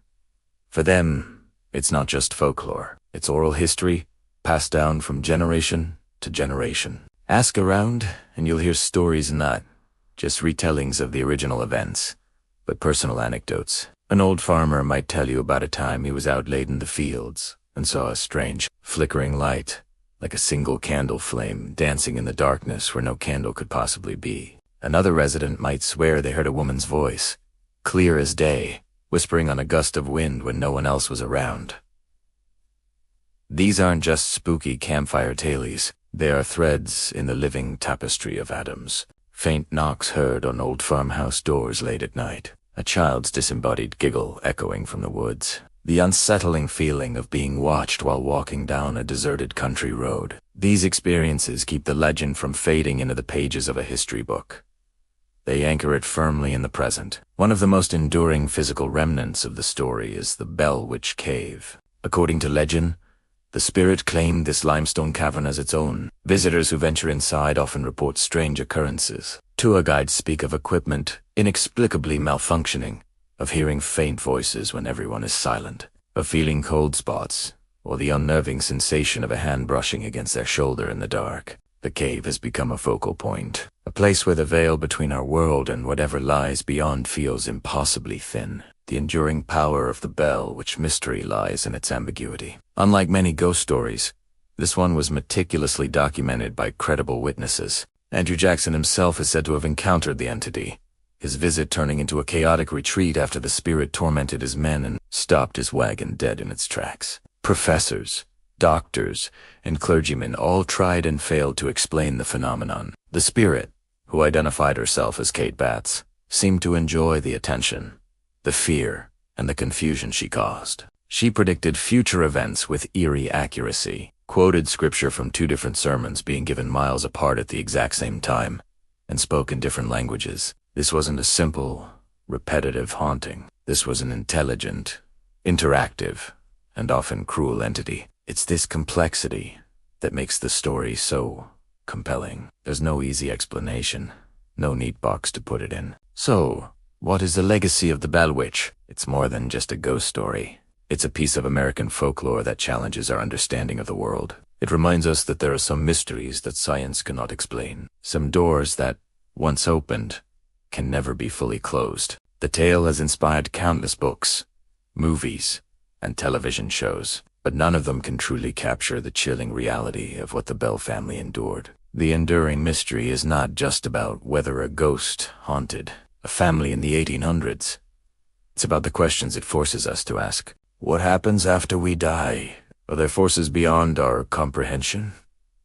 And could something like this happen again? As you leave Adams, the stories linger in your mind. The image of candlelight in an empty field, the sound of a voice on the wind, the heavy silence of the cave. The Bell Witch legend endures because it speaks to a primal fear of the unknown. It's a chilling reminder that some stories never truly end. They just wait patiently in the shadows for the next person to listen. The spirit of Kate Batts may be gone, but her mystery, her legend, remains, forever haunting the quiet corners of Adams, Tennessee. Thank you so much for joining me on this journey into one of history's most fascinating and frightening tales. If you enjoyed this deep dive, don't forget to like this video, subscribe to the channel, and hit that notification bell so you won't miss our next exploration into the unknown. Until next time, stay curious.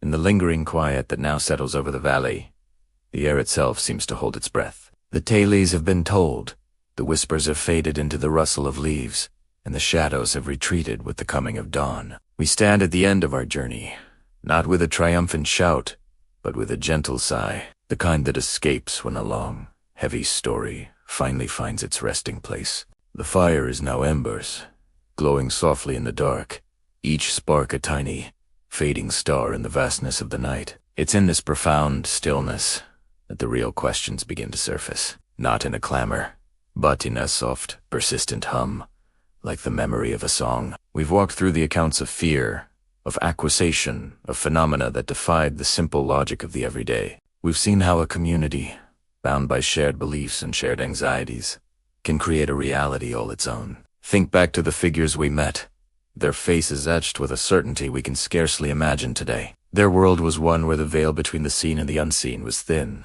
almost transparent. A failed croup, a sudden illness, a shadow that danced too wildly in the firelight. These weren't just misfortunes. They were signs, messages from a world just beyond their perception, a world populated by forces both benevolent and malevolent. And in the heart of this world stood the figure of the witch. Was she a person of flesh and blood, a woman who truly consorted with ancient powers under the pale light of the moon? Or was she, perhaps, something else entirely? A vessel, a focal point for all the unexplainable hardships, the unspoken griefs, the collective guilt of a people struggling to make sense of a world that was often harsh and unforgiving. When we strip away the layers of folklore and superstition, what do we find at the core?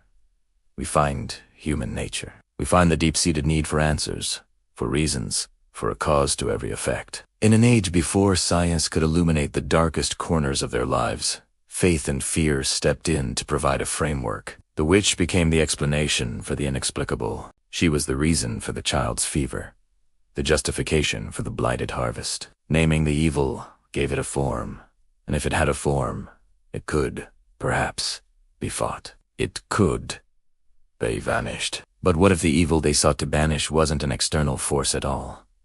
What if it was a reflection, a mirror showing them their own anxieties, their own grief for loved ones lost, their own simmering resentments and jealousies that are a part of any close-knit community? The accusations, the trials, the hysteria, could they have been a desperate, tragic attempt to purge the darkness they felt within themselves by projecting it onto another? Consider the echoes we've heard tonight. They are more than just the remnants of old stories. They are the echoes of human emotion, amplified by the echo chamber of a small, isolated society. The grief of a mother, the fear of a farmer, the piety of a preacher. All these individual feelings, when woven together, can create a powerful, undeniable force. A force strong enough to condemn, strong enough to create a monster where there may have only been a neighbor, a healer, an outcast. So, as the last of the embers fades and the deep, silent peace of the pre-dawn world envelops us, I ask you to sit with this final question,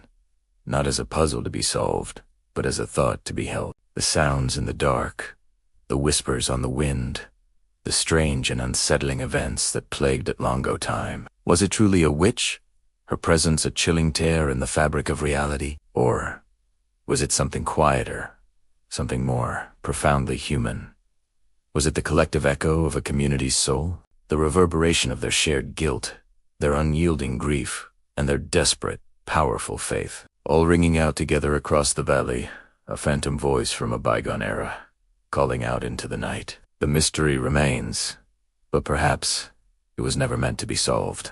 Perhaps its purpose is simply to hang here, in the quiet air, a gentle reminder of the stories we tell ourselves to explain the dark. It's a peaceful, quiet, a stillness that doesn't demand answers, but invites contemplation. The echoes have faded, and all that's left is the silence. And in that silence, we find a strange sort of peace. Thank you so much for joining me on this journey into the past, for listening to these echoes in the night. If these stories stir something in you, if you enjoy peering into the shadows of history, please consider liking this video and subscribing to the channel. It means the world to me, and it ensures you won't miss the next time we venture into the unknown. Until then, stay curious and listen closely to the quiet.